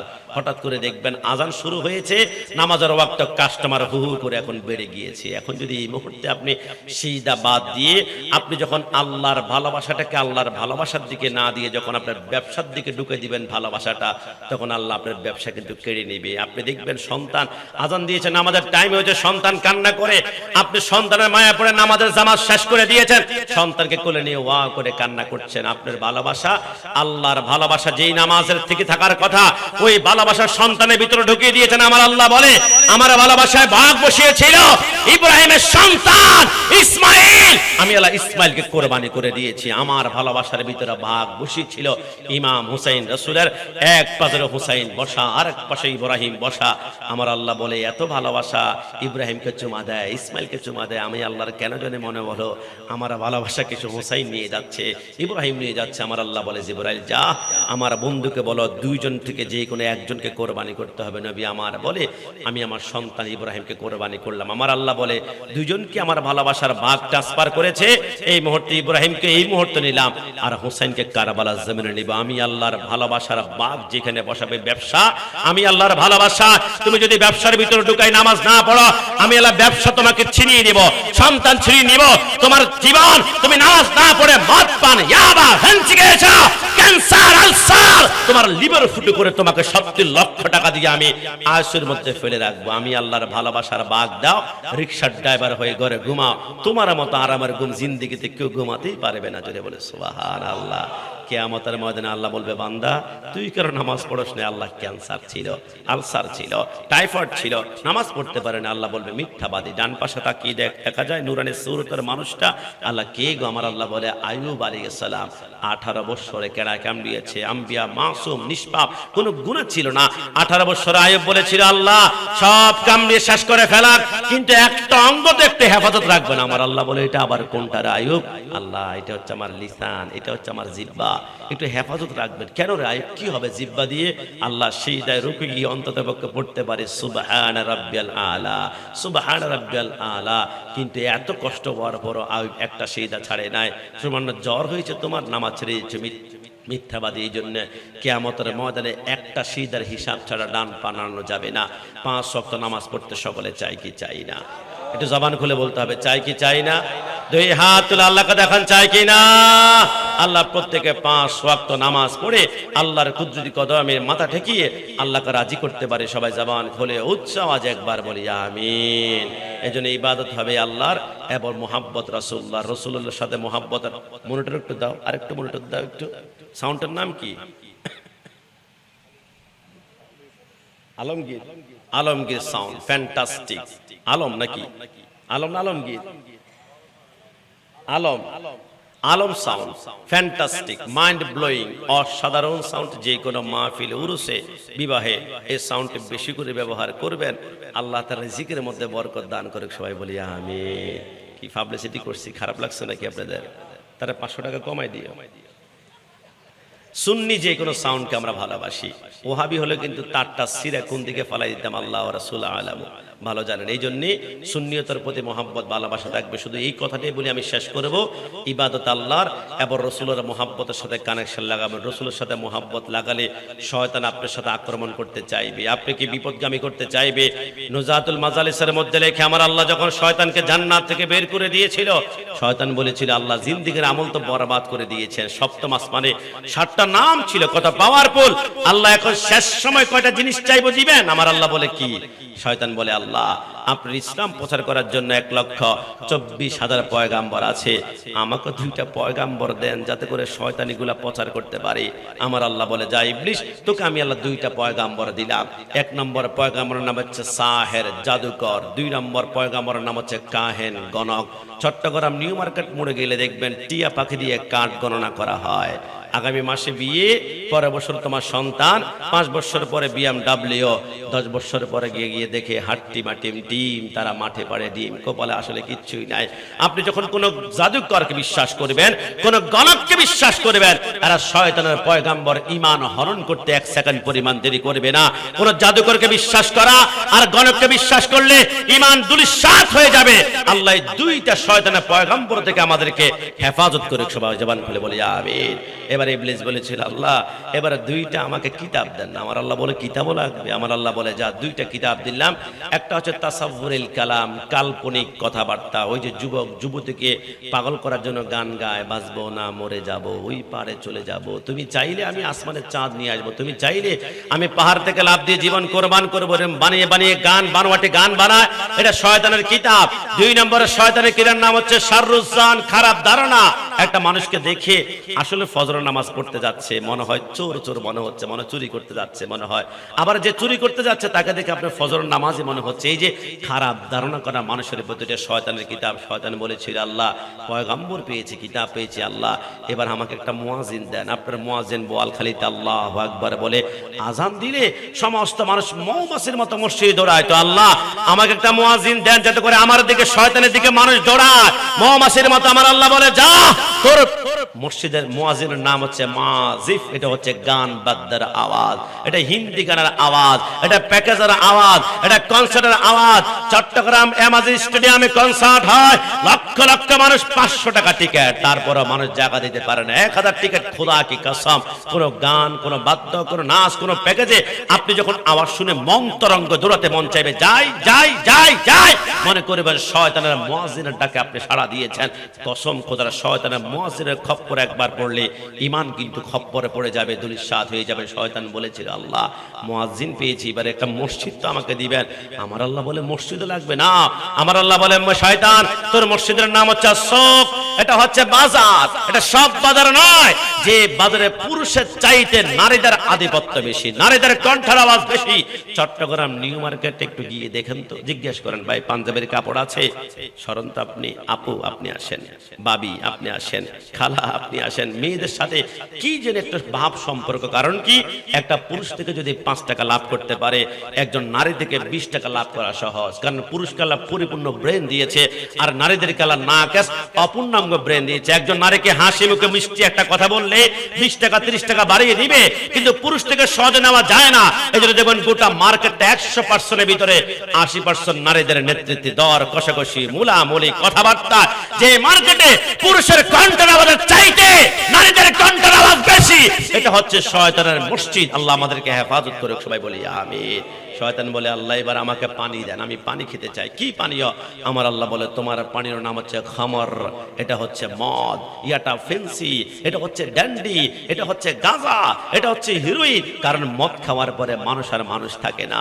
আপনি চিন্তা করেন, আমি কাশ্মীরে যদি আঙ্গুল ব্লেড দিয়ে কেটে যায়, ব্লাড বের হলে আমি দৌড়াই, ফার্মেসি কোথায়, চট্টগ্রাম মেডিকেল কোথায়, হসপিটাল কোথায়, ব্লাড সহ্য করতে পারি না। কিন্তু অবাক লাগে, গত বছরে দেখলাম আমাদের ঢাকা রাজবাড়িতে আপন ভাইকে চিৎ করে শোয়, আর আপন দুই ভাই জ্যান্ত অবস্থায় দুইটা চোখ মার্বেলের মতো টেনে বের করে ফেলেছে। আপনারা দেখেন না কত মানুষকে চাপাতি দিয়ে কুপিয়ে কুপিয়ে কুপিয়ে হাত চোখ মল্লা আলাদা কিরে ভাই, কেমনে সম্ভব?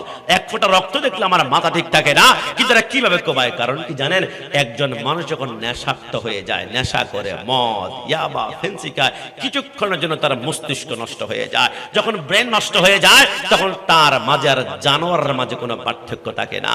কারণ একটা কুকুর রাস্তার পাশে দাঁড়িয়ে পা উঠু উপরের দিকে দিয়ে প্রস্রাব করতে পারে, আমি রাস্তার পাশে দাঁড়িয়ে প্রস্রাব করতে পারি না। কারণ আমাদের বিবেক আছে, আমরা পুরুষ। একটা জানোয়ার কুকুরের ব্রেন নাই, সে দাঁড়িয়ে প্রস্রাব করতে পারে। মানুষ যখন নেশা করে তখন তার বিবেক নষ্ট হয়ে যায়, ব্রেন নষ্ট হয়ে যায়, তখন বাঘ কুকুর হিংস্র জানোয়ারের মতো আচরণ হয়ে যায়। কাকে কুপিয়েছেন, কাকে মেরেছেন, কাকে র‍্যাপ করেছেন, 6 বছরের বাচ্চাকে পর্যন্ত র‍্যাপ করা হয়, কেমনে সম্ভব? যখন নেশা করে তখন দুনিয়া সব তার কাছে সহজ হয়ে যায়। এই জন্য আশেপাশে কোন নেশার আস্তানা যদি থেকেই থাকে, এটা মনে করবেন না আমার ছেলে তো ব্যারিস্টার, আব্দুল জব্বারের ছেলে নেশা করে, যাক না, নেশার ছোঁয়াচে রোগের চাইতো মারাত্মক।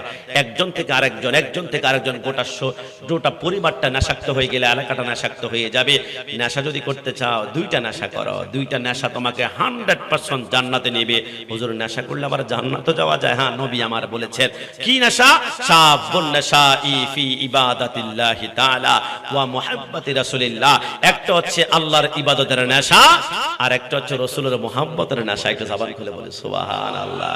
আজকে খাজা রাহমাতুল্লাহ আলাই গরিবে নামাজের ঐক্য সংগঠনের ভাইরা আজকে এরাও কিন্তু একটা নেশা আসক্ত হয়েছে। ইচ্ছে করলে টাকা দিয়ে তারা খাজা গরিবের কদমে ঘুরতে পারতো, অথবা এই টাকা দিয়ে তারা ইচ্ছে করলে কক্সবাজার, সাজেক, সুন্দরবন, বান্দরবান, সুনামগঞ্জ, টাঙ্গার হাউজে বড় বড় হাউস বোট তারা ব্যবহার করে লক্ষ টাকা খরচ করতে পারতো। কিন্তু না, তারাও কিন্তু একটা নেশায় পড়ে গিয়েছে। এটা হচ্ছে আল্লাহ রসুল ওলি আল্লাহর প্রেমের নেশা। একটু জবান খুলে বলে সুবহানাল্লাহ। ইবলিস বলেছিল আল্লাহ সর্বশেষ একটা জিনিস চাইবো। আল্লাহ বলে কি? বল সর্বশেষ। আল্লাহ আমাকে একটা ফাঁদ দেন, যে ফাঁদে একবার পড়লে একটা মানুষের চরিত্র নষ্ট, টাকা নষ্ট, দুনিয়া নষ্ট, আখিরাত বরবাদ হয়ে যাবে। চট্টা আমাদের কক্সবাজার গেলে মাঝে মাঝে হাঁটতে গেলে চোরাবালির মধ্যে যখন পা পড়ে যায় তখন আমরা ঢুকে যাই। ওই রকম আমার আল্লাহ বলে, যা, তোমার চোরাবালি, তোমার ফাদের নাম হচ্ছে নেশা, এটা হচ্ছে পর নারী, এটা পরকীয়া নারী, এটা অবিবাহিত নারীর প্রতি আকর্ষণ। একজন পর নারীর প্রতি তুমি যখন আকর্ষিত হবে, তোমার চরিত্র শেষ, টাকা শেষ, দুনিয়া শেষ, সমাজ শেষ, তোমার সম্মান শেষ, দুনিয়া শেষ, আখিরাত শেষ। কিন্তু তোমার সম্পর্ক যদি হয় বৈবাহিক সম্পর্ক, তাহলে বিবাহের সম্পর্ক হচ্ছে জান্নাতি সম্পর্ক। একটু জবান খুলে বলি সুবহানাল্লাহ।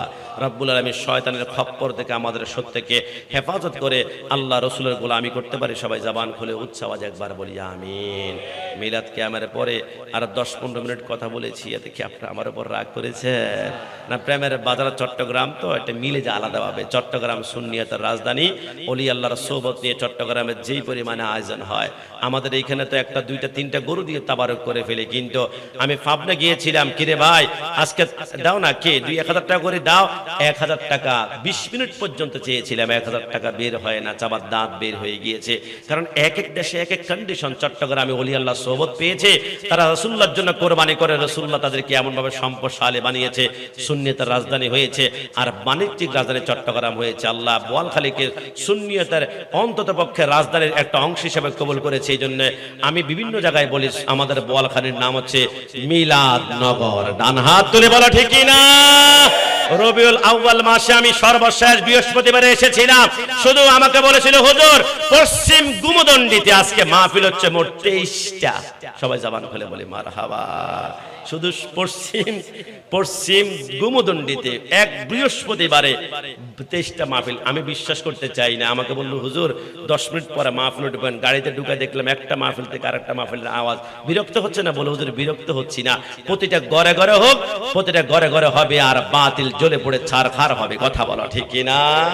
রব্বুল আলামিন আপনাকে আমাকে এই মিলাদনগরের সৈনিক হিসেবে কবুল করেছে। সবাই চিৎকার মেরে একবার বলি আমিন।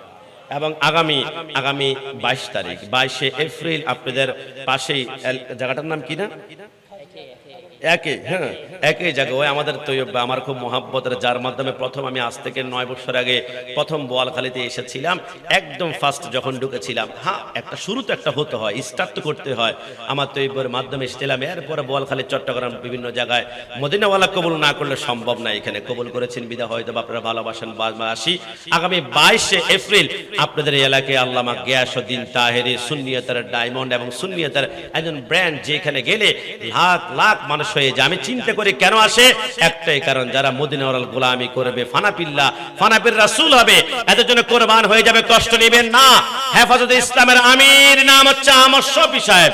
তিনি পর্দা গমন করেছেন, ভালো কথা, কিন্তু মৃত্যুবরণ করার পরে এখন কোনো সমাবেশে তার নাম নেওয়া হয় না, কোনো মিটিংয়ে তার নাম নেওয়া হয় না, সমাবেশ হয় না। কারণ কি আমি জানি না, তবে নুরুল ইসলাম ফারুক রহমতুল্লাহর নাম কিন্তু আজকে আমি নিয়েছি এবং প্রত্যেকটা মুহূর্তে নেওয়া হয়। কারণ নবীর প্রেমে যারা মরে যায় এরা মরে না। আল্লাহ আলোচনার মাধ্যমে কিয়ামত পর্যন্ত জিন্দা রাখে। ওই যে শেরে বাংলা রহমতুল্লাহ বলেছিল, মাই তো বিমারে নবী হো, এক বাক্যে তিনি এমন ভাবে ফেমাস হয়েছেন, গোটা বাংলাদেশ নয়, যেখানে সুন্নি আছে, মুসলমান আছে, ওইখানে শেরে বাংলার নাম উচ্চারিত হয়। নবীর প্রেমে যারা মরে যায় কিয়ামত পর্যন্ত আলোচনার মাধ্যমে আল্লাহ জিন্দা রেখে দেয়। কথা বলো ঠিক না? আর সর্বশেষ আপনাদেরকে একটা কথা বলে যাই, টেনশন করবেন না। বোয়ালখালীতে আমাদের হাসান আজারি সাহেব ইলেকশন করেছিল, আর আমাদের মাধবপুর হবিগঞ্জে তাহেরি সাহেব। অনেকে বলছেন হুজুর কেন যে এমপি হলো না, ইঞ্জিনিয়ারিং হয়েছে, অনেক হয়েছে। আমি বললাম কষ্ট নিবা না, এক ফোঁটা ঘাম যেখানে পড়েছে 5 বছর পরে সেই ঘাম সমুদ্র আকার ধারণ করবে। এক ফোঁটা রক্ত যেখানে পড়েছে সেখান থেকে এক সমুদ্র হবে। মাদের দোয়া, যুবকদের পরিশ্রমের ঘাম বৃথা যাবে না। মনে রাখবা, আজহারি আর তাহেরি যারা আছে এরা হারে না, এদেরকে হারিয়ে দেওয়া হয়। সুন্নিয়ত হারে না, সুন্নিয়তকে হারিয়ে দেওয়া হয়। এক ফোঁটা রক্ত যেখানে পড়েছে সমুদ্র হবে। মনে রাখবা, যত যাবে রক্ত সুন্নি হবে সত্য। বীজ বপন করা হয়েছে। এবার সামনের বার দেখবা গাছ, এরপর ফল, এরপর সংসদে ইয়া রাসূলুল্লাহ ধ্বনি হবে। সবাই বলি ইনশাআল্লাহ। সবাই জবান খুলে বলি ইনশাআল্লাহ। আল্লাহ প্রত্যেককে মদিনাওয়ালার কদমে কবুল করুক। সবাই জবান খুলে বলি আমিন। যেবার অক্লান্ত পরিশ্রম করেছে, এক কালারের পাঞ্জাবি বানিয়েছে, সামনের দিক থেকে যারা আলোচক আসবে ওদেরকে ফোন করে ওদের মাপটা নিয়ে নেবেন, জুব্বা একটা করে বানাই দিবেন গিফট হিসাবে, আর খুশি হয়ে যাবে। আজকের মাহফিলের সম্মানিত সভাপতি মহোদয়, আমার সম্মানিত বড় বাইতুল্লাহ, আপনাদের সকলের সুপরিচিত, আপনাদের সবার কলিজার টুকরা আলহাজ মাওলানা মোহাম্মদ জাফর আলম আল কাদরি মাদ্দাজুল আলী সাহেব, হুজুরকে একটা পাঞ্জাবি গিফট করবেন, ইনশাআল্লাহ আরো সুন্দর হবে। তাহাদ্দু তাহাব্বু, হাদিয়া দিলে মোহাব্বত বৃদ্ধি পাওয়া যায়। তবে দুনিয়ার সবচেয়ে দামি হাদিয়ার নাম হচ্ছে রাসূলুল্লাহর উপরে দুরূদ ও সালাম প্রেরণ করা। জোরে বলে সুবহানাল্লাহ। আমাকে 500 টাকা দিলে আমি যেমন খুশি হই, রাসূলুল্লাহর উপরে দুরূদ ও সালাম প্রেরণ করলে মদিনাওয়ালা খুশি হবেন। নবী একবার খুশি হলে রাতে ঘুমালেই দেখবেন রাসূলুল্লাহ আপনার ঘরে, বাঙ্গা ঘরে হাজির হয়ে যাবেন। রব্বুল আলামিন আমাদের সবাইকে কবুল করুক। সবাই বলি আমিন। আল্লাহ দুনিয়ার কোনো ভিক্ষুক ভিক্ষা না পাইলে অন্য দরজার মধ্যে গিয়ে হাউমা করে কান্না করে, সেই দরজায় ভিক্ষা না পেলে আরেকটা দরজার মধ্যে গিয়ে হাত বাড়ায়, সেইখানে ভিক্ষা না পেলে আরেকটা দরজার মধ্যে গিয়ে চোখের পানিগুলা ছেড়ে দেয়। কিন্তু আল্লাহ এমন একটা দরজার মধ্যে আমরা হাত বাড়িয়েছি, এখান থেকে আমরা নৈরাশ হয়ে গেলে ধ্বংস হয়ে যাব। আল্লাহ সরকারে মদিনার হুজ্জতের ময়দানে শহীদ ওয়া দান্দান মুবারক রসিলা আমাদের প্রত্যেকের জিন্দেগির গুনাহগুলো মাফ করে দাও। গুনার বোঝা মাথায় লইয়া আল্লাহ কান্তাসি, মাফ করে দাও মাবুদ মাওলা ইলাহি।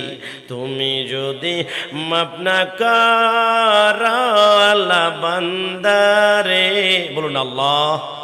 আরো জবান খুলে আল্লাহ, আরো চিল্লায় বলুন আল্লাহ। তুমি যদি মাফ না করো আল্লাহ বান্দারে, বলো তোমার বান্দার কি ও পায় হবে। আব্বা আম্মা যার শোয়েছে আল্লাহ কবরে, মাফ করে দাও নূর বিজির খাদিরে। আল্লাহ জানেন কে কোন মকসুদ নিয়ে হাত বাড়িয়েছে। অনেকের মা দুনিয়ার জমিন থেকে চলে গিয়েছে, অনেকের বাবা অন্ধকার কবরে, অনেকের মাও নাই বাবাও নাই। কত বছর হয়ে গেল মা একটাবার মা ডাকতে পারে না, বাবা একটাবার মাথার মধ্যে হাত মাসাই করে দেয় না। আল্লাহ আজকের মিলাদ কিয়ামলা কুসালাম রসুলের প্রত্যেকের আব্বা আমার কবরে জিন্দেগির গুনাহগুলো মাফ করে দাও। আল্লাহ যাদের আব্বা আম্মা দুনিয়াতে বেঁচে আছে, আব্বা আম্মার খেদমত করে করে দুনিয়ার জমিন থেকে জান্নাত অর্জন করতে পারে তৌফিক এনায়েত করে দাও। আল্লাহ বিশেষ করে আজকের মাহফিলে 1 টাকা থেকে শুরু করে হাজার হাজার লক্ষ লক্ষ টাকা যারা খরচ করেছে আল্লাহ, আল্লাহ প্রত্যেককে কিয়ামতের ময়দানে মাদাল্লাযী ইয়াশফাউ ইনদাহু ইল্লা বিইذনি রাসূলুল্লাহর সুপারিশ নিয়ে চোখের পলকে পুল সিরাত পার হতে পারে তৌফিক এনায়েত করে দাও। রব্বুল আলামিন ছোট্ট ছোট্ট বাচ্চারা রাত 10টা বাজে ঘুমিয়ে যাওয়ার কথা, কিন্তু রাত 2টা বেজে গিয়েছে এখনো পর্যন্ত ঘুমায় না। আমরা বিশ্বাস করি তারা আশরাই মদিনাওয়ালাদেরকে পাঠিয়েছে। আল্লাহ মৃত্যুর আগ পর্যন্ত ছোট্ট বাচ্চাগুলাকে ইমাম হুসেনের ইমানি সৈনিক হিসেবে কবুল আর মঞ্জুর করে না। আল্লাহ যারা হাত তুলেছে অনেকের ঋণগ্রস্তের মধ্যে রয়েছে, অনেকে অসুস্থ রয়েছে, অনেকের কত বছর হয়ে গেলে একটি সন্তান পাওয়া যাচ্ছে না, একটি সন্তান জন্মগ্রহণ করে নাই। আল্লাহ যে যে মকসুদ নিয়ে হাত বাড়িয়েছে প্রত্যেকের অন্তরে নেক মাকাসের সুলতানে কারবালা ইমাম হোসেনের খুন মুবারকের উসিলায় কবুল আর মঞ্জুর করে নাও। আল্লাহ আমার পর্দানিশীন মা বোনরা জানে না কে কোন মকসুদ নিয়ে হাত বাড়িয়েছে, ঘন্টাখানা বড় করে চোখের পানিগুলা ছেড়ে দিয়েছে। মা বন্ধর অন্তরে সকল মাকাসের মা ফাতেমার কদম মুবারকের উসিলায় কবুল আর মঞ্জুর করে নাও। আল্লাহ 5 ওয়াক্ত নামাজ পড়ার তৌফিক এনায়েত করে দাও। আমাদের রিজিকের মধ্যে খায়ের বরকত নাজিল করে দাও। দুনিয়ার সব নেশাকে জমিনে দাপন করে মদিনাওয়ালার প্রেমের নেশায় আমাদেরকে কবুল আর মঞ্জুর করে না। আল্লাহ জীবনে একবার হলো কাবার সামনে গিয়ে লাব্বাইক আল্লাহুম্মা লাব্বাইক বলে ডাইরেক্ট সোনার মদিনা গিয়ে আসসালাতু ওয়াসসালামু আলাইকা ইয়া রাসূলুল্লাহ বলে সালাম দিতে পারে তৌফিক এনায়েত করে দাও। কবর মাঝে মা বাবাকে দেখা যাবে না, যাকে দেখব তিনি হলেন শাহে মদিনা। সেদিন নবী বিনে আর তো কেহ সঙ্গী হবে না, সেদিন নবী বিনে আর তো কেহ সঙ্গী হবে না। আমার মরণ আসিবে কখন কেউ তো জানে না, আমি মরে গেলে আমায় তোমরা ভুইলা যাও না। বলুন না, আমি মরে গেলে ভুইলা যাও না, আমার মরণ আসিবে কখন কেউ তো জানে না। আল্লাহ করে পরিয়াদ খাজা গরিব নওয়াজ রহমত রহমতুল্লাহ ঐক্য সংগঠনের ছোট্ট ছোট্ট আমার ইয়ং জেনারেশন ভাইয়ারা আল্লাহ মৃত্যুর আগ পর্যন্ত মদিনাওয়ালার গোলামিতে কবুল আর মঞ্জুর করে না। আল্লাহ যেই দিন দুনিয়ার জমিন থেকে চলে যাব, 7 সমুদ্র 13 নদীর পানি মুখের মধ্যে দিলে তৃষ্ণা মিটবে না। পানি পানি বলে কান্না করতে করতে আল্লাহ গলা শুকিয়ে যাবে। আমাদের সুন্নি জনতা এই মুহূর্তে দুজাহানের বাদশা নূরে মুজাসসাম সাল্লাল্লাহু আলাইহি ওয়াসাল্লামের নূরানি চেহারা মুবারক দেখিয়ে আল্লাহর হাবিবের হাত মুবারকে কাউসারের পানি পিনিয়ে পিনিয়ে আমাদের প্রত্যেকের মুখে জারি করে দিয়ে সে মধুর কালিমা লা ইলাহা ইল্লাল্লাহু মুহাম্মাদুর রাসূলুল্লাহ সাল্লাল্লাহু আলাইহি ওয়াসাল্লাম। আসসালামু আলাইকুম ওয়া রাহমাতুল্লাহ।